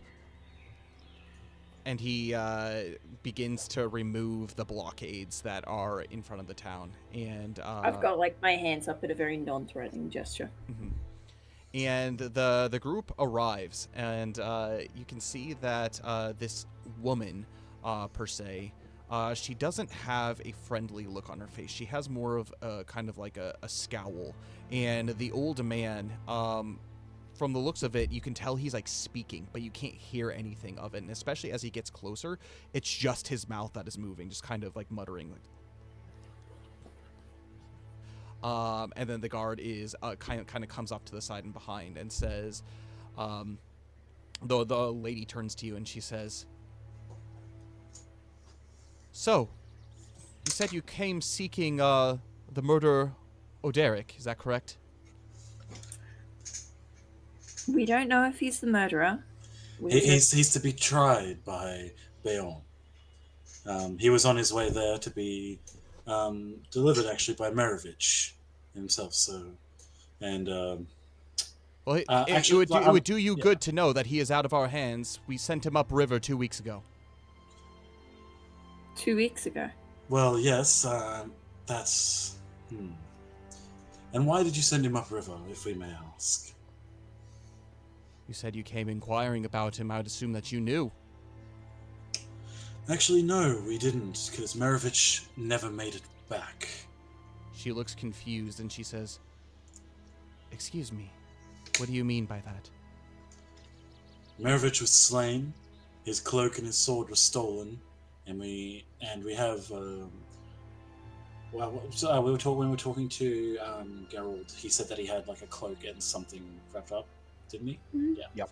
And we believe that before he was able to be tried, because Bjorn did not know about this, orcs attacked their boat. He stole these personal effects and then fled to here. We actually stopped by a farm run by an older Bjorning, Gerald, who lives about a half day's ride from here. And he says that he met him. And he said that the lad was polite, but we've been sent on a mission by Bjorn himself so that this man can be tried for whatever crimes he may have committed. She stops for a moment. She looks down at the old man and at the 2 guards that are on either side, and you can hear her whisper, "Have you seen news of him?" And she looks very concerned before she turns back to you and she says, "Well, these are grim tidings indeed.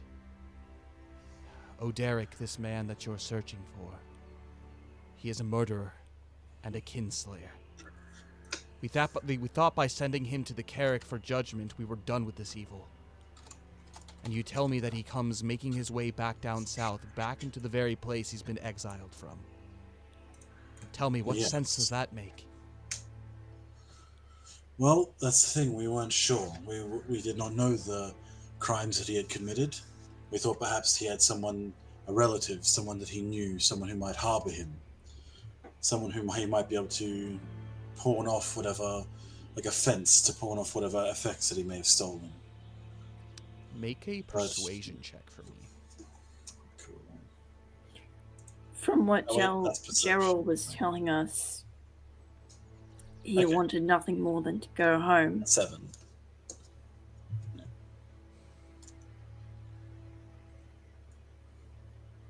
Let's just say this.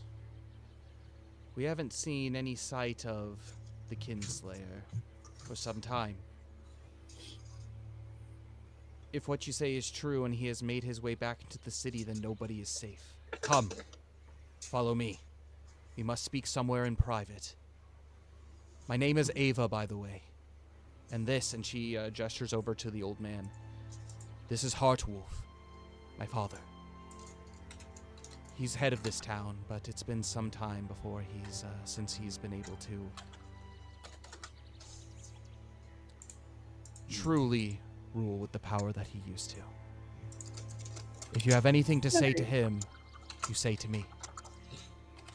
But first, as before you do anything, hand over your weapons. We do not trust outsiders. Well, It is not fair. just Oderic, but not more than a fortnight ago, we were also assailed by bandits. You could understand that we're a little bit wary of outsiders. Like Feanor's going to hand over his weapons. He's going to inquire. All 17 of them. Yeah. He's going to inquire. It's like, may I ask, these bandits, were they men? Were they orcs? From where did they hail? Did they come from the north, perhaps? Men primarily, and yes, they did come from the north. And they came by boat as well, from across the Anduin.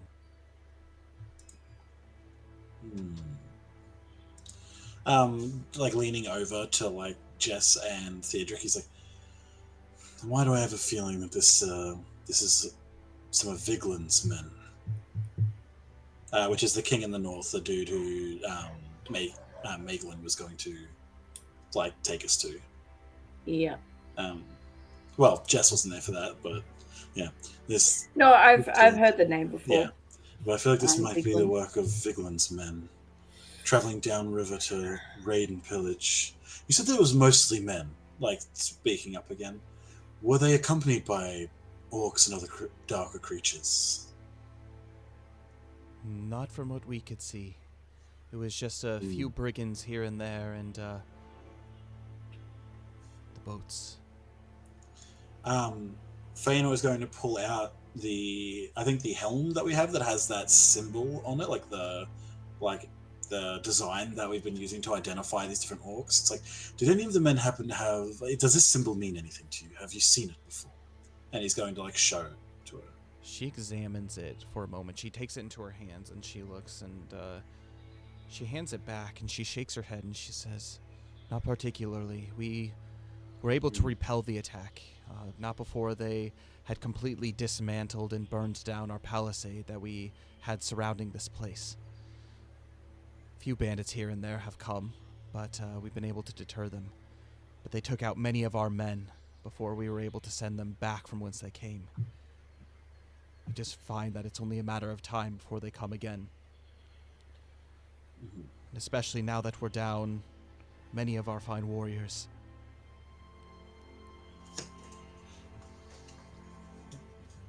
We're in self-preservation mode at the moment.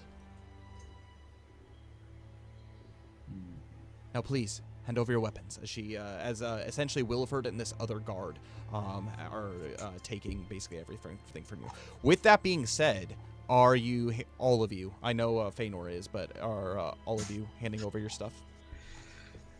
Theodric very reluctantly will.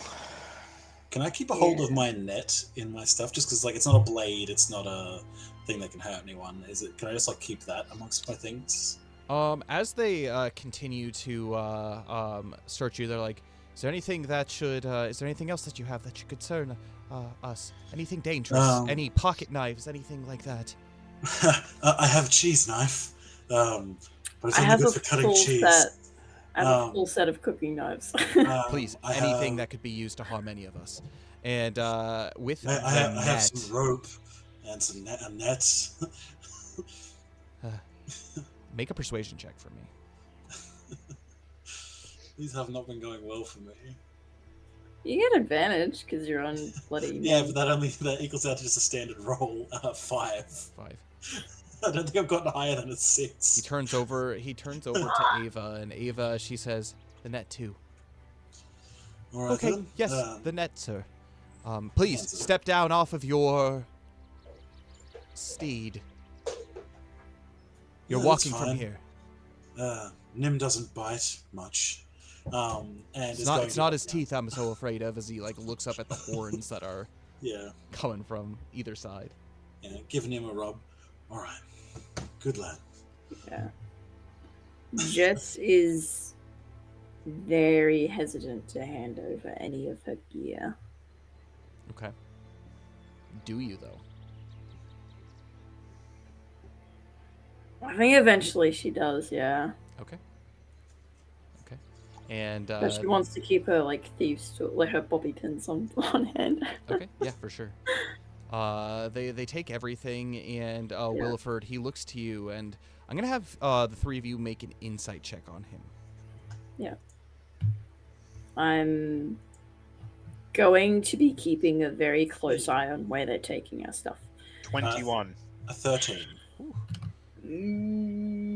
That's a nat 20 plus 1. That's very smooth. I can't get that much. Theodric's just like, because everyone else is disadvantaged, Theodric's just like raking 10. all that 10. benefit. As he takes all of your weapons, you can see that as he glances up to you and continuously asks if there's anything else, there's a little bit of like sorrow in his eyes, like he is sorry for the things, like almost that like he understands like what he's asking of you to disarm.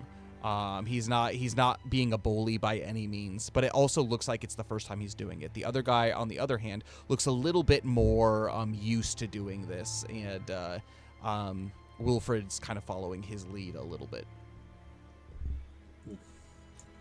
This is very evident to you, Theodoric. As you look in his eyes, you kind of feel like a little bit of kindred, and you even ask, like, what about the shield? And he looks back and he says, I've never seen a shield hurt anybody.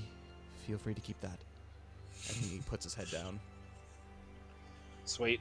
Good thing we don't need weapons to hurt people. I do not say that in character. Emotional damage. Metagaming aside, shit goes down, I'm gonna beat someone to death with that great shield. Yeah. Maybe borrow one of the cast iron skillets from Jessamine. I am. Oh yeah. Just like go to town with the ironing pan. Ironing pan. Cooking hot. Jeez. Frying pan. That's. Yeah. Take some Go notes full from Rapunzel. Take some notes from Dungeon Mesh. We're going to get her some mithril cooking equipment. That made me lose it. I loved that. That's going to be great. That'll be like a top tier gift at like 50 sessions from now. Oh, that'd be fantastic. Yeah, then we can like celebrate session 100 with mithril cooking. Only halfway there. What? Who needs a mithril shirt when you could just have mithril cooking pans? Yeah. they given would the stay choice. in the family for generations. That's more expensive than silver set. Oh yeah. So. Hell yeah. But they do take it. They do take your stuff, and Ava, she says, "Follow us," and she basically calls over to the guy that's just to her. I guess one of the guys that is taking all the stuff, and she says, "Uthar, make sure to keep an eye on him from behind. Sorry, my father's a little bit slow." Can I have an insight check on Ava? Absolutely. Go ahead, make an insight check. 16. One of the things that you see is she looks exhausted beyond belief. Many sleepless nights. You're unsure as to what the cause of this is, but she seems short, and in a way, she doesn't seem like she's up for any crap from anyone. But she, as she leads you on, she's gracious enough, but she leads you in a direct line. She says, "We are going to go to the site of the incident. Nobody has been there for quite some time, but it's a place where we can discuss what has happened." And she leads you. Make your way through the town, kind of up through onto the higher end. So you're not by the Anduin, but up to the higher end. And you can see that there's a small little wooded area just to the east that kind of acts as a natural barrier for the town from the rest of the road. And as you go into kind of this area, there's a small little hut that's there. No more than 1 or 2 rooms, and the door is wide open. You make your way inside, and as you do, you see that it is quite dusty, and it looks like there are turned over tables. There's ash and soot from the fireplace that has been dispersed on the floor and everything, and you can see that there is a mark of something being dragged out of from the ash that's on the ground, being dragged out of the house. And she picks up one of the tables, and she grabs some of the chairs that are there, and she says, "Please have a seat."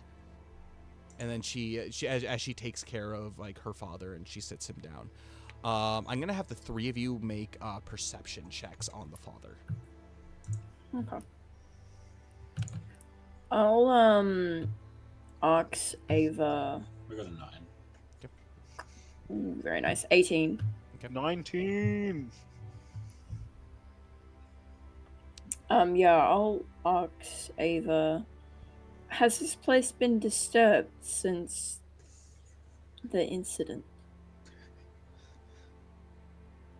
Well, from my understanding, it still serves as the home to one of the victims, but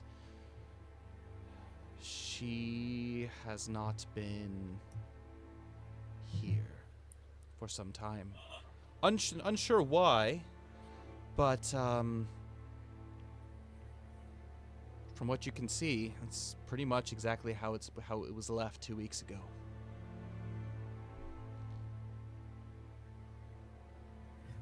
Okay. With those insight checks, both Was it insight? Oh, sorry, not insight. Perception checks. Hey, I did perception. Yeah, perception checks. Both Theodric and Jess, you can finally hear, now that you're kind of in this confined space, what Heartwolf, the old man, is speaking, and you can hear him just under his breath say, "Curses and ghosts. Curses and ghosts. Curses and ghosts," as he just is like fumbling around with his hand on his staff, looking kind of downcast. He's not looking at you. His eyes are wide open as if he has seen a ghost. But she looks to you and she says, "It's been undisturbed for at least the past couple of weeks. So you said Beorn sent you. At least that's what Wilfred told me." Yes. Beorn was quite disturbed and heartbroken to hear of the passing of Maravich and Odo. I can imagine. Both of them, well, let's just say that their strength combined was more than triple of what all of Stonyford would be able to muster in the face of an enemy. Having two warriors such as them, especially that who is the right-hand man of Beorn, be slain, is a great loss to not just Beorn, but all of our people. Yes,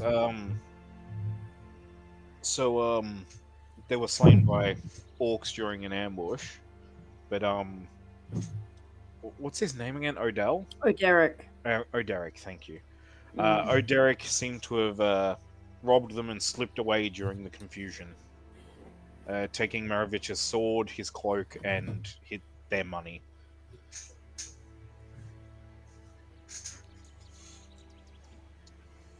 It's just like him to get outsiders involved in our own struggles.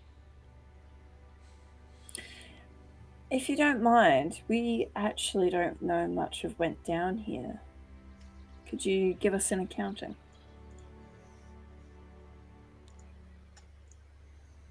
The only reason I've let you inside are walls, and she puts up the quotations, is because of who you come on behalf of. Oderic is well, let's just say he has not been very liked by the people here.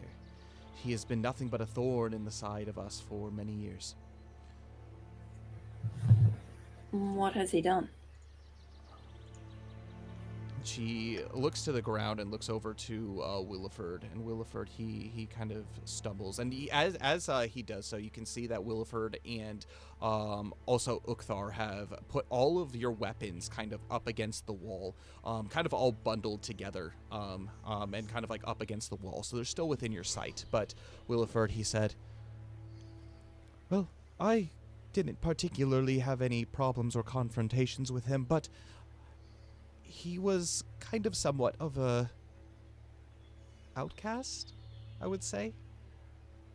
Well, needless to say, his family, they were killed by, well, outlaws when he was a young child, and he was brought in by us, and, well, let's just say that there was someone who saw a lot of promise in him. His name is Helmgut. He adopted him. He adopted Oderic. I don't necessarily blame him per se, but he was quick to anger, often would pick fights with people. He's been caught stealing from strangers that would come through. Just petty things. He was kind of an odd one to talk with, not very polite, didn't have very good manners. It seemed like he really only cared about his sister. Well, I guess not really sister, but I only ever saw him smile when he was with her.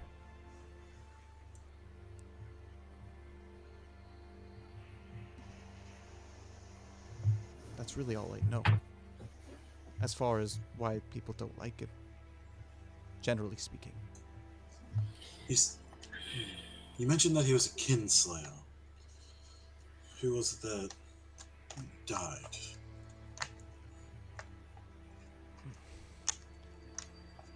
He looks back to Ava, and Ava, she says, "Go on." Well, you see, it was my job to investigate this. He murdered her husband, Rathvik. Well, his sisters, that is. That's a mystery. Hang on. He murdered his sister's husband. Yeah. Knife right in his chest and everything right there, and you can see that there's a body print on the floor right by the fireplace. Just right there. It's a terrible sight. Okay. And you can see there's specks of dried blood that is still there. Will his sister still be here? Be around here somewhere? Because if she is the closest thing, as you're saying, he has to family, and the only thing that ever really brought him comfort, he may be coming here to see her. And he had a good, 2 days head start on us. Nobody sees much of her, but usually at night. It's a terrible thing. It's quite sad, honestly. You can just hear her weeping out in the flower fields. Close What's to the her end name? Her name is Brunhild. She was nice, always good to him, always stood up for him. But, to be honest, many of us were not really surprised to see it, and when he did commit the act, he turned himself over. Why weren't you surprised?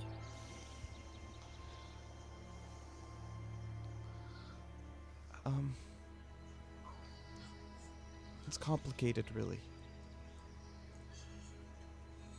It's all right. We're just trying to gather as much information as we can so that he can be tried properly.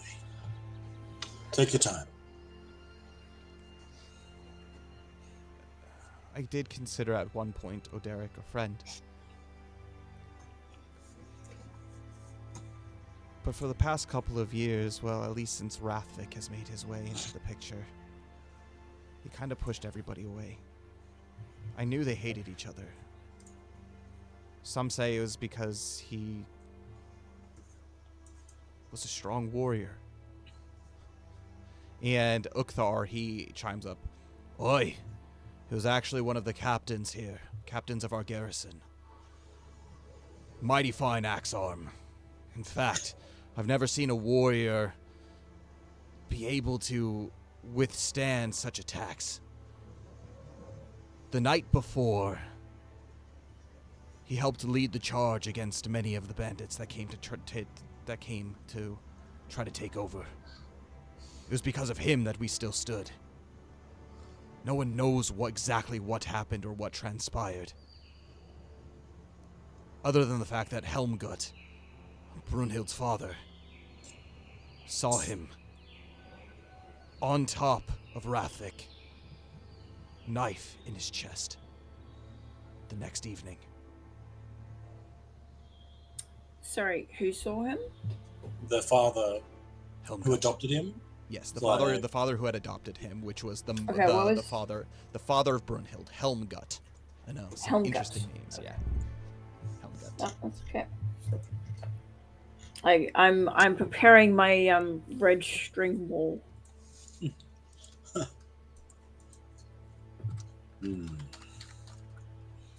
So, would we be able to talk to Helmgut about any of this? He hasn't left his house in 2 weeks. Poor guy. Okay. Takes it hard on himself, but he lives no more, and he points out the door, no more than 3 houses down. Close enough to be able to hear any kind of scuffle that went on in here. Lucky he came, otherwise, who knows, maybe Brunhild would have had a dagger in her chest next. but it was her scream that brought Helmgut running. I I would don't- suggest there's one- we probably go there to... If no one's seen him in 2 weeks and you have a suspected murderer who may have returned to town, I think it's best to do a sweep of the town. At least in my opinion, that's what I would do if I was hunting a fugitive and they may have slipped in on it, like, when the guards weren't aware. Why Sorry, there you go. would you suspect Oderic of hurting Brunhild if you said that they were close before? Was it a contentious relationship? Wilfred, he chimes in. Not particularly, no, but the contentious relationship was more of between Rathvik and Oderic, and I don't know, she was just standing right there, and it seemed like an act of wrath. You should have seen the look in his eye. Were you there? It wasn't long before I came running. The scream would have woken up the entire town at that point. It wasn't too late in the evening. All I remember was him on his knees, in front of Helmgut. I He had see. so much hate in his eyes. No words were spoken. That was before he stood up, made his way over to me, held out his wrists to be shackled. Helmgut nodded in approval. Nobody knows exactly what transpired, but all we know is by the word of Helmgut. I've never seen a man so broken. What was the relationship like between Brunhild and Rathvik? How did they come to be an item? Rathvik came to Stonyford 2 years ago. When he came into the picture,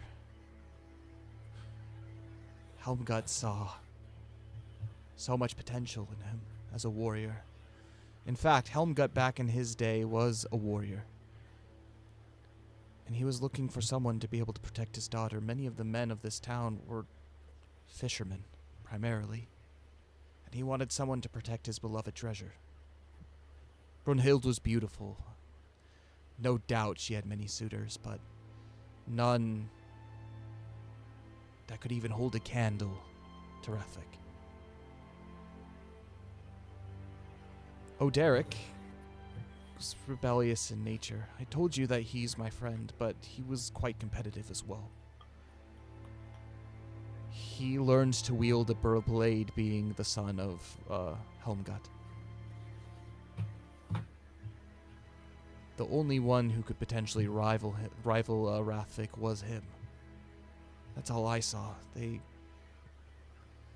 didn't seem to like each other very much. Every time I saw Brunhild and Rathvik together, there was never any sign of Oderic. In fact, I saw Oderic oftentimes just off on his own, just wandering the town, kind of a distant look in his eyes. Felt bad for the guy.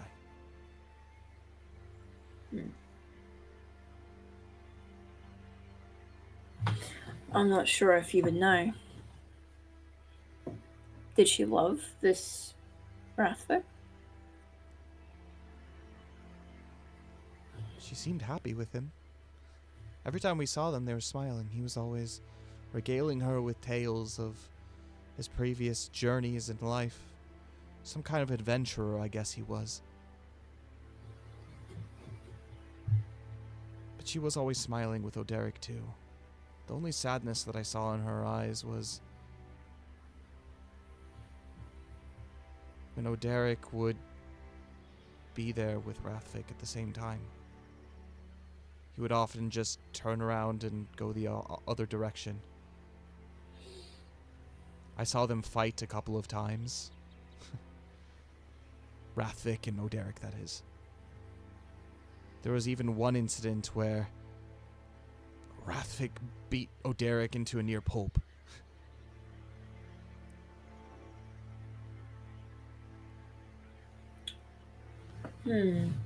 Clearly a little bit of animosity. But I just think Oderic, in his mind, like his sister was too good for anybody. He idolized her.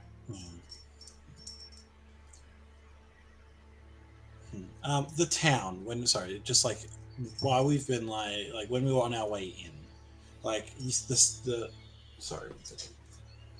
the town was pretty banged up. Like, does it like seem like it could withstand like another attack, or no? You don't know how many there are as far as guards go. However, if Williford is the one that they have positioned at the front gate, they're probably thin on numbers.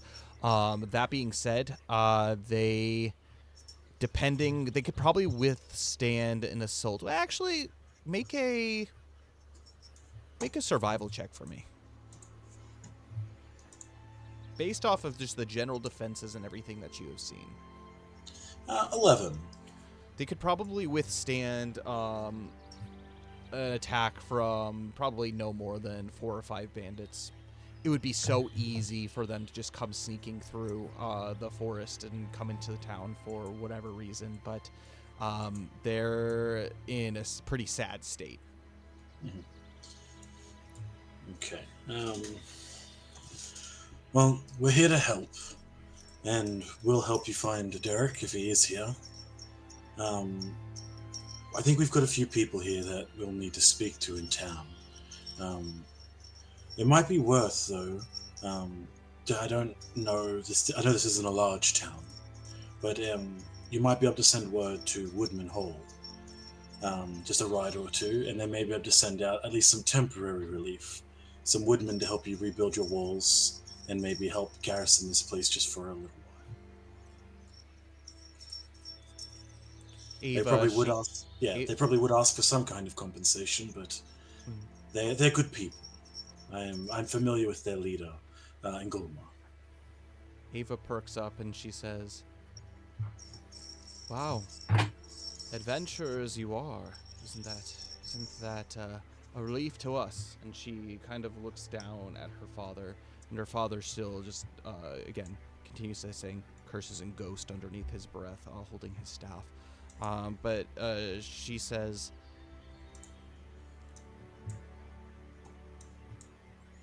"We have somebody.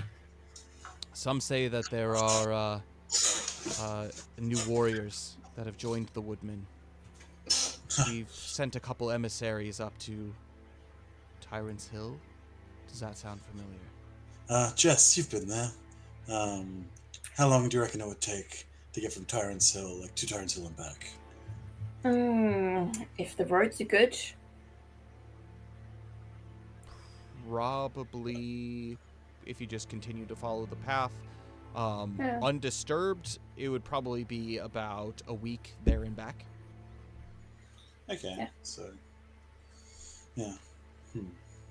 We've also sent word to Roskabel, but unfortunately our resources are quite tight. We don't have very many, couriers, to say the least.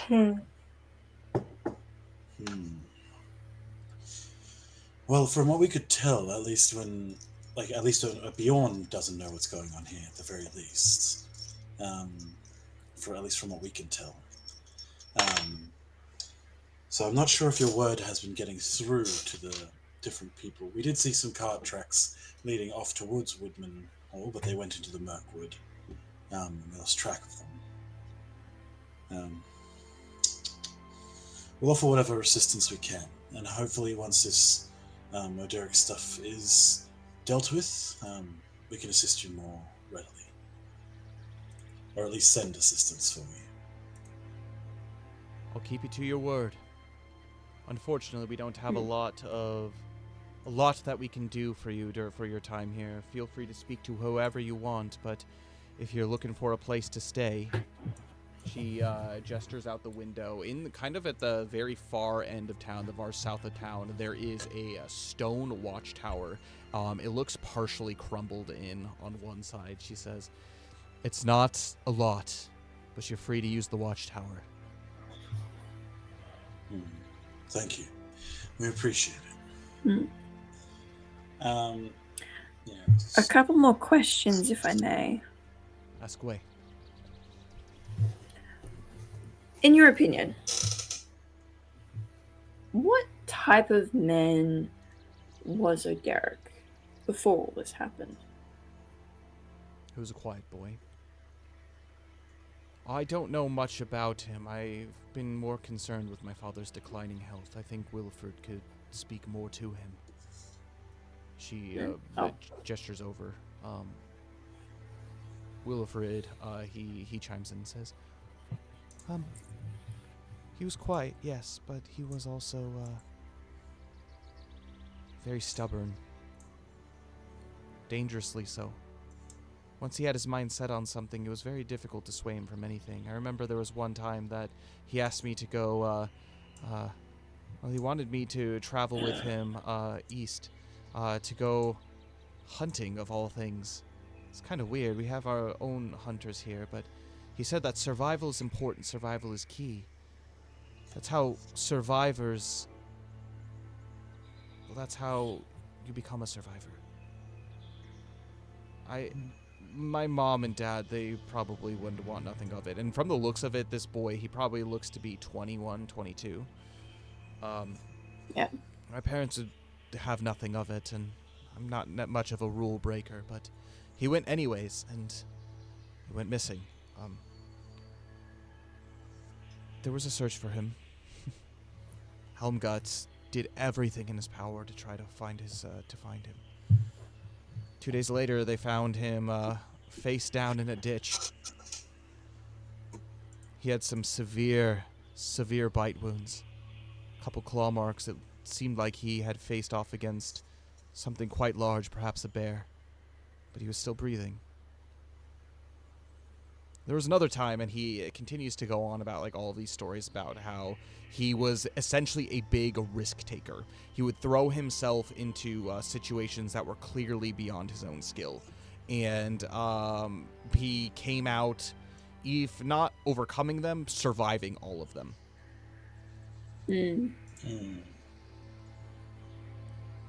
Certainly does paint a very interesting picture.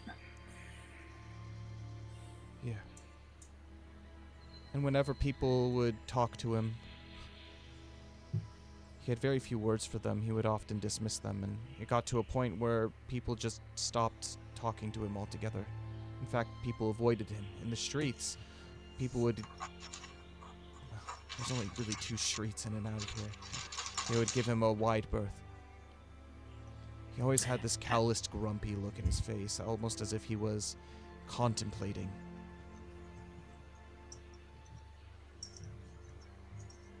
Interesting. How did you become friends with him then? Well, when I was in grade school, I knew him. I knew him and his parents. They were merchants, and oftentimes he would miss because he would go on, deliveries with them. He did come back without his parents, and he had fundamentally changed. I knew him before, but he was darker. But he was also the strongest one that I knew. I got along with him simply... Well, let's just say I helped center him where he helped protect me. I wasn't always the largest or biggest boy in the class.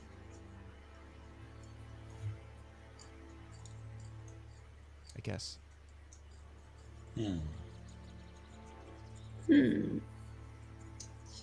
Okay.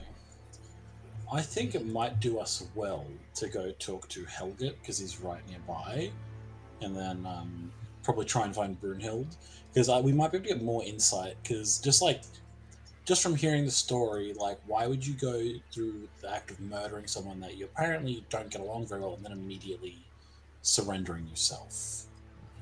Why? Especially if this Are guy you was talking like, in character or out of character? No, out of character. It's yeah. Okay.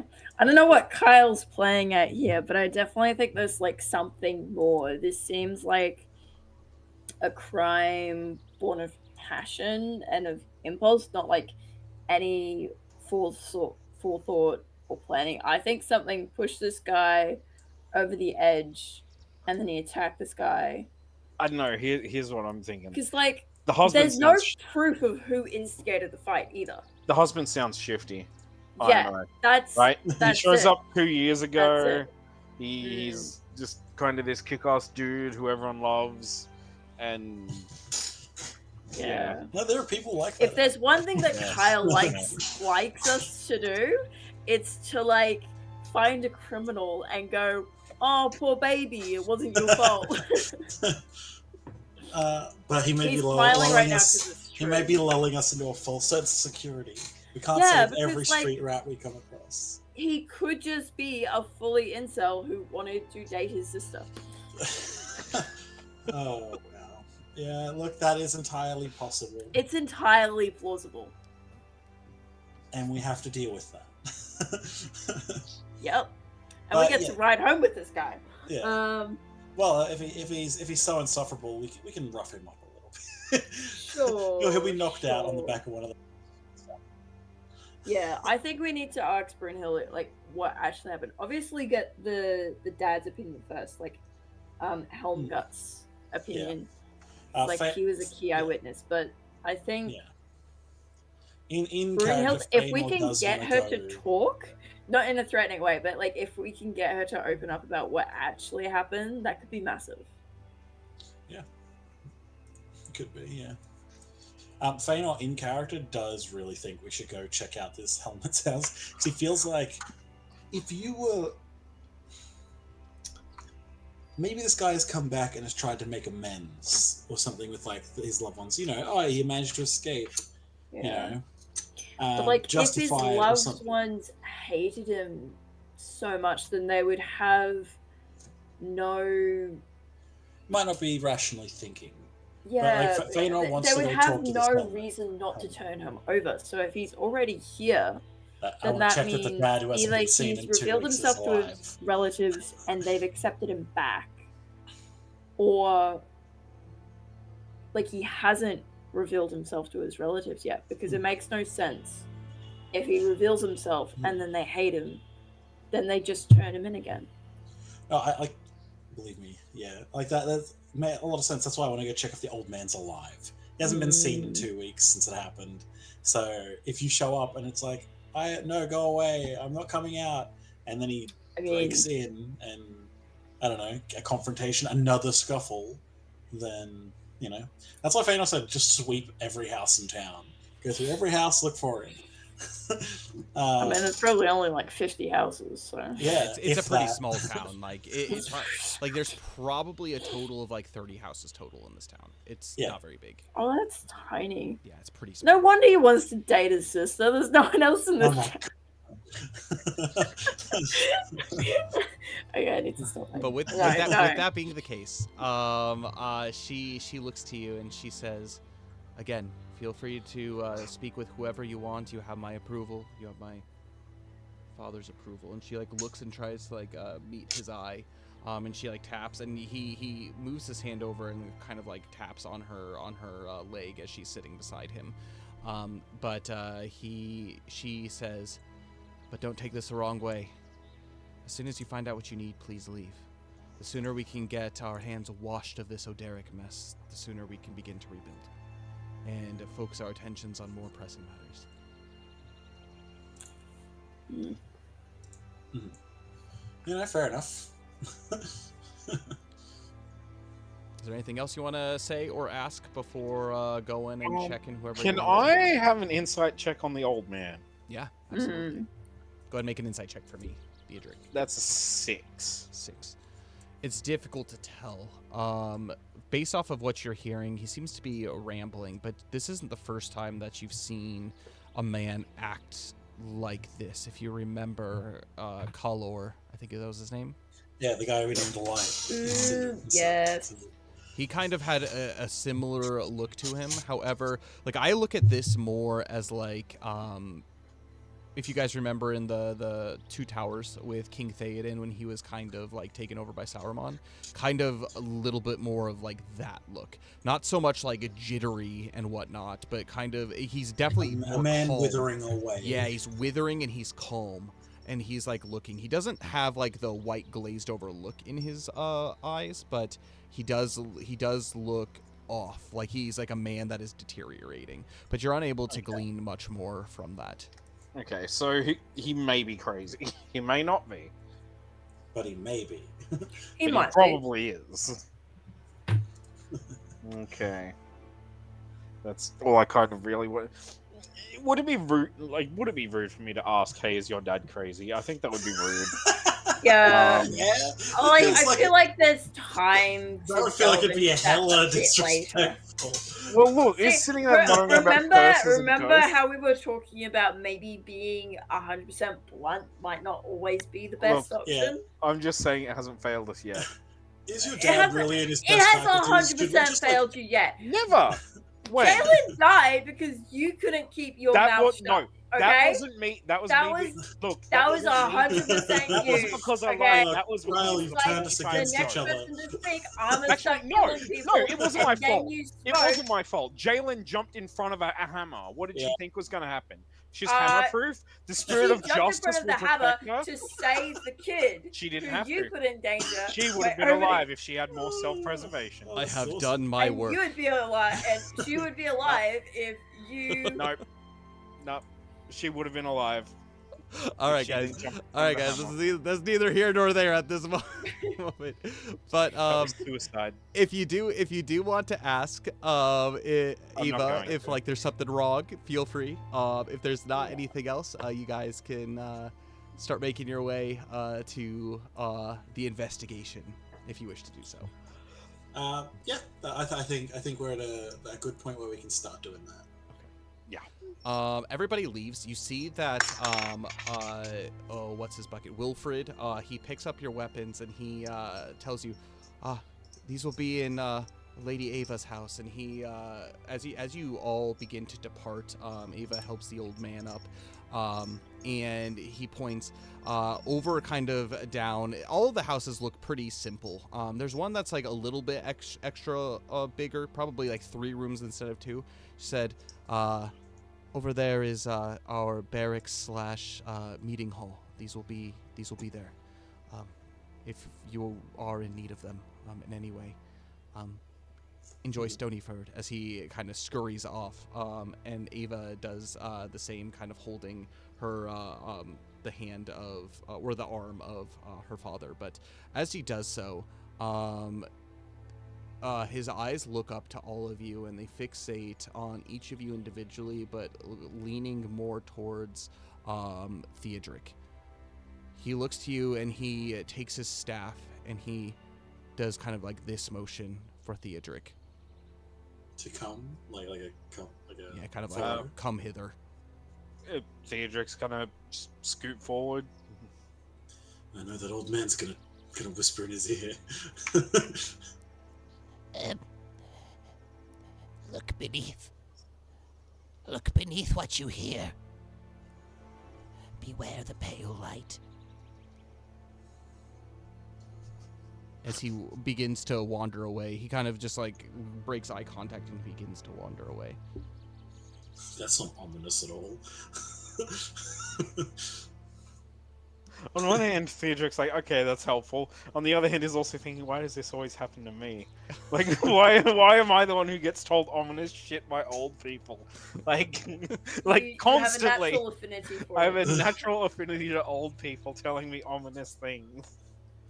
Here, would you like to learn about your future? Please, no, please, just don't tell Please, me I'm anything. so Join Too my late, MLM. Spirit Ward. But right there is where we're going to end our session for tonight. Okay. Oh, and that incredibly cryptic note. Yes. Why? Poor Theodric. He's just a little guy. Theodric's just crying in the corner. Why does this happen to me? Can I go 3 weeks without somebody whispering cryptic shit in my ear? What did he say? Look beneath. Look beneath what you hear. What You hear, and then beware the pale light. That's I'm yeah, you're writing- gonna die. I'm sorry. That's what's happening next session. Look, I've been having prophetic dreams about my death since day one. Yeah, what's another one? True. We've got the creepy fucking prophecy from the lady up in Gundabad, being like, "Hey, your destiny lies in Dol Guldur," and Theodric's like, "Cool, nope, I ain't not for dealing with now. that. I ain't dealing with that for a while." And now this. So Doesn't There we go. necessarily I got mean it's 2 directed pages of right notes at just you. from today. Oh snap! Good work. But that doesn't necessarily mean it's directed only at you, Theodric. true. So, To be fair, this guy was also muttering curses and ghosts, curses and ghosts. which is I like this town. It's got a lot of mysteries to it. As It does the have old some guy walks mystery. away, Fainal's like, he's nice. Theodric turns around, his like face pale white. I'm like, oh no, it happened again. Ah, Jesus again. With that being the case, though, quickly we're gonna go into thoughts on tonight's session. We'll go ahead and start with Dom, and then make our way to Feanor. Let's try to wrap this up in about 10 minutes, if we could do that. So a couple Yeah. minutes per person. It's hard for us. okay. Let's Cool. do it. I know. Tonight's session was good. Glad to have the crew all back together. Yeah. I'm very glad that we managed to heal up a lot because we took a bit of a beating last session. Feel kind of glad that Geralt wasn't absolutely devastated and wrecked over what happened to his farm. Like, he was upset, understandably, but he wasn't like Inconsolable. inconsolable. Mhm. So like there was a lot of hope there and a lot of goodness, which I was grateful for. I'm a little like, I don't know if it's just me, but I'm a little suspect of this whole village because like I don't know. I know that they're like, yeah, we're taking your weapons to be safe, but I'm also like, if what was his name, Wilfred? Yeah. Wilfred's like the best that you got right now. Based on We my estimations, we Kind could of take- don't need him. Like, we could take him. I reckon we could still do this. If push comes to shove, I reckon we got this. We'd win. We'd win. Yeah, I'd win. We're just beating up a bunch of like Right? villagers. Like, Three people versus Stonyford. we could take it. Okay. If Wilfred can barely hold his weapon without shaking, so I reckon we got a good chance. But no, I don't know if there's anything malicious on their part, but it's they're definitely up shit creek without a paddle right now. Mm. There's definitely more going on. I don't know if I want to give away theories that I've got right now, but currently percolating in my head is I reckon the husband who got murdered by Oderic, I reckon he was a plant for these bandits who were attacking. Right? He just shows up out of the blue 2 years ago. He rises to a prominent position in the village where they said was he a captain of the guard, I think you He's a said? captain of the Yeah. guard, Yep. Right? But he And- defended the town. He defended the town, but that could just be to get more, I guess, favor or get more trust.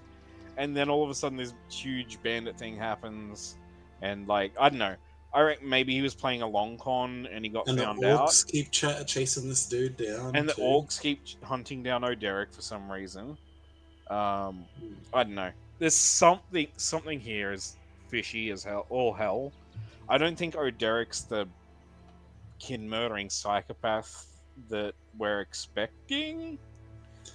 It's gonna be so funny when he like surprise attacks one of us and like He stabs, and like we're like, oh, where'd he go? Shy of surprise. I mean, maybe. Who knows? Maybe Carl's going to throw us a. I wasn't expecting that. Carl's going to do the double bluff, and he is just going to be a lunatic who wanted to bang his sister. Yeah. Who knows? Stranger But no, it things was a have good happened. session. Stranger things have happened. Yeah. Well, look, I reckon we'll find him in the town or Yeah. nearby. That's what I seriously reckon is going to happen. I am surprised. I wonder what's going on with the woodmen. Why, like, either something's happening to them, which means they can't send help, or help has not reached them. Like they haven't been able to get messages to it. So that might be something to investigate afterwards, because we can't just let a whole town of people be in like an undefended village. Pretty No. much, you know, like No. that's just not going to work. Yeah. But yes, sorry. But no, that's I'm not sure what's going on with their messages. Who knows? Maybe Vigland's men are intercepting them all and nicking everything. But I'm sure we'll figure it out eventually. But yeah, glad we're all here, and I'm looking forward to our next session. Yeah, absolutely. Jess, what were her thoughts on tonight's session? All right, I'm gonna keep this short and sweet. Okay, I've got my red string theory behind me. I really need more information, honestly, because like this could go either one or two ways. Like Theodric was saying, like Oderic could just straight up be the bad guy and kill his sister's husband in a fit of jealous rage. But like, if I feel like there's something more going on. Like we don't have all the information yet, so I'm really excited for next time so we can get more information and draw some conclusions from that. But yeah, I'm really enjoying this like mystery subplot that we've got going on here, like investigating it and everything like that is really fun. Actually, yeah, it's quite different from what you guys have been encountering in the past. The one thing I love about the Wilderland adventure specifically is it's got a bunch of different kinds of adventures. Like there's something for everyone, like all types of play styles. So you have like the big kind of like sieges from like the goblins on a hill to like the intrigue and like survival aspect of like going through Mirkwood.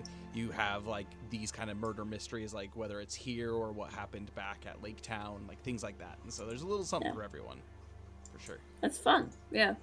And honestly, I just like playing with you guys. So yeah, it's a great time. Yeah, I love it. Good stuff. I also love the bickering back and forth with like the decisions everyone's making and just like, oh geez, like, yeah, it's realistic.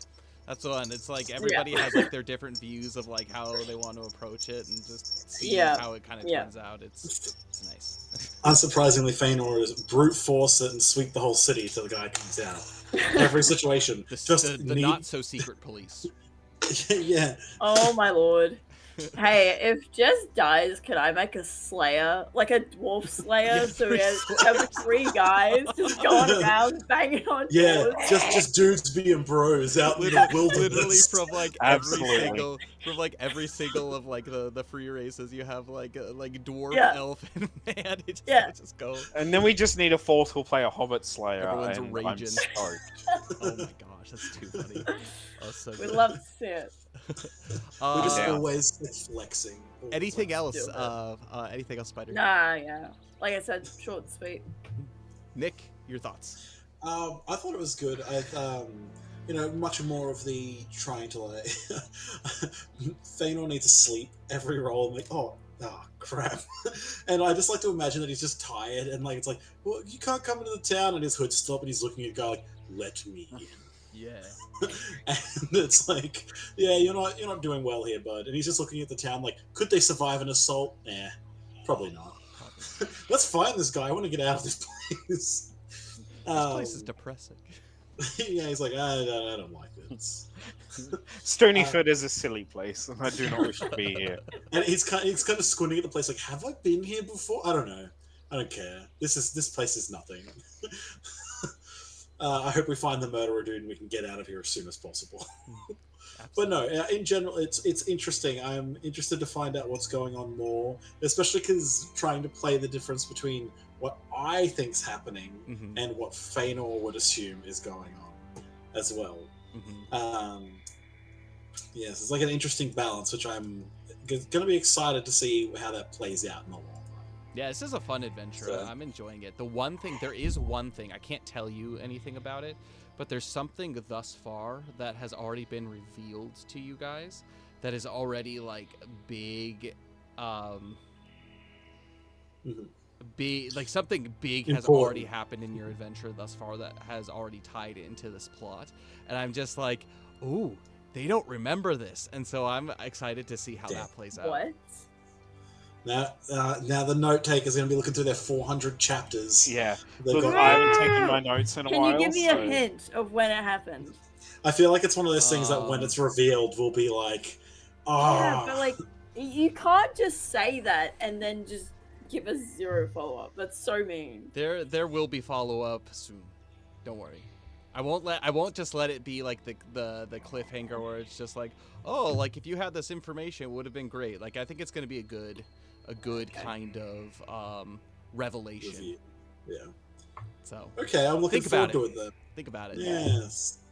The only thing, wait, okay, can you tell me this much at least? Was it like part of our solo adventures or something we did as a group? Yeah, it was part of the solo adventures. Ooh. Interesting.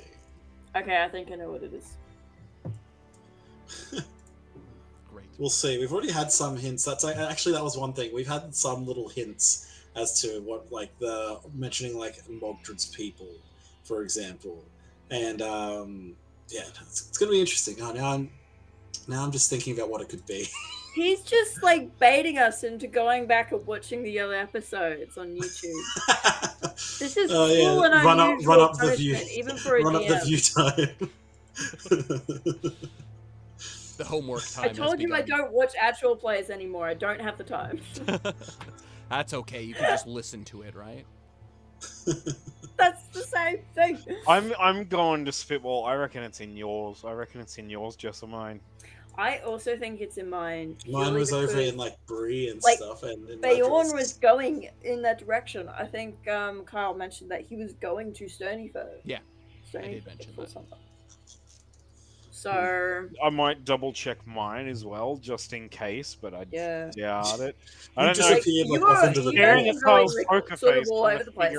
I was the only one who stayed like within the map area. I went to New Lands Beyond. Kyle's poker face was immaculate, and I'm not sure if I like it. The conspiracy wall grows. Next time you see me, all this is gonna be just like the Pepe Sylvia meme. I'm gonna take Margot down, and I'm gonna like rip pages of my notebooks out, and just red string everywhere. It's gonna be great. Sure. Oh, so good, guys. Thank you so much for an amazing session. I'm really looking forward to like the next parts of this adventure, and to see like how you guys go about discovering the mystery behind the murder. It's gonna be good for sure. But I think that's going to do it. We have a couple of announcements. Actually, this is a very slow week. So Dain and Cole are not streaming at all this week, and we don't have Everlast this weekend because we had it last weekend. So this is actually our last stream of the week, which is kind of crazy. So enjoy. Ended it on a high note. Yeah, exactly. Enjoy your break from me and everyone and here at Fantasy Fortunes. But I will be back Monday with some more Final Fantasy 16 and continue onward from there. A couple housekeeping things. We do have a YouTube, so if you have missed anything that has happened through these 50 episodes of Wilderland Adventure, you have lots of places to be able to go back and check out. Hopefully you guys can catch up. That's a lot of hours of stream, so good luck. Times 2 speed that sucker. And or you could skip like the first and last like 10 minutes of like each and condense it probably. No. What you can do is just like skip the whole beginning of it until Jess was introduced. That's when it starts getting really good. No. You got to be there to watch Theodric and Feanor's blossoming bromance. Oh, you do, damn. Over the course of this whole story. That's kind of what this is. Jess isn't even really important. She's a side character. Oh, it's too good. But yes, go check out just your chef. I'm just a personal chef. Just a little hobbit slave. That's all you see me as. As soon as the Wilderland get a McDonald's and Uber, like if we get when I introduce my character in 2 weeks, that's how I'm going to introduce her. Yes. My name is Jessamine Sackville Baggins, and I am the hobbit slave to these two tools. Jessamine Sackville Baggins is our DoorDash delivery, and that's it. You're killing me. Okay, let Kyle end the stream. She can sneak food past anyone. But no, absolutely. Definitely check out the YouTube videos if you need to catch up. But also, we have our Discord, so you never miss a stream. Anything that's going on there, we always let you know when we're going live. We have a sponsor, Dai Snacky. They're a Japanese sweets and luxury treats company. They sell a number of Japanese snacks, from popular Japanese snacks in the Omakase box to more traditional Japanese snacks that Omakase looks box. If you do order from them, say Fantasy Forge had sent you at checkout, that's how we get credit towards it and how we work our way towards our next free Omakase box giveaway. We're actually progressing really well on that, so hopefully we can have another one pretty soon. And also we have a if you put your Twitch name there, you will get raffle tickets towards a higher opportunity potential to be able to win that when it does happen during the streamed event of that. We also have coffee. If you love coffee and drink coffee, Everlast coffee is the way to go. Coffee of the Realms, we have partnered with Roastify. Unfortunately, we do only sell right now to the continental United States and to Canada, but we're hoping to potentially expand that at some point soon.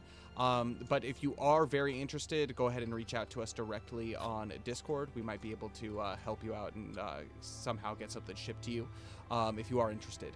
But yeah, it's got a bunch of different coffees, from light roast to dark roast to everything in between, and all of the packaging and flavors and everything are based off of some of the many locations in Everlast, the tabletop RPG we are creating here at Fantasy Forge Studios.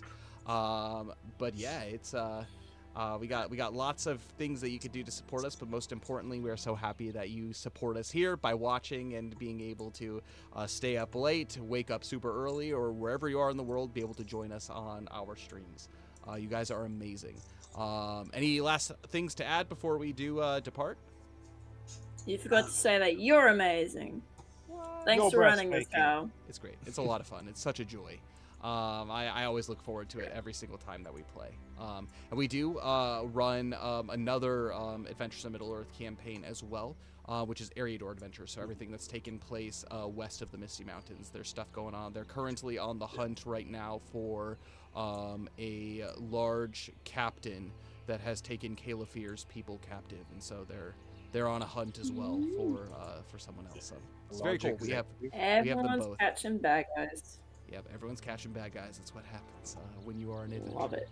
But I'm going to go ahead and leave that there. May the road go ever onward and onward. I will see you all next Monday. Until then, have a good one. Bye, everybody. Bye.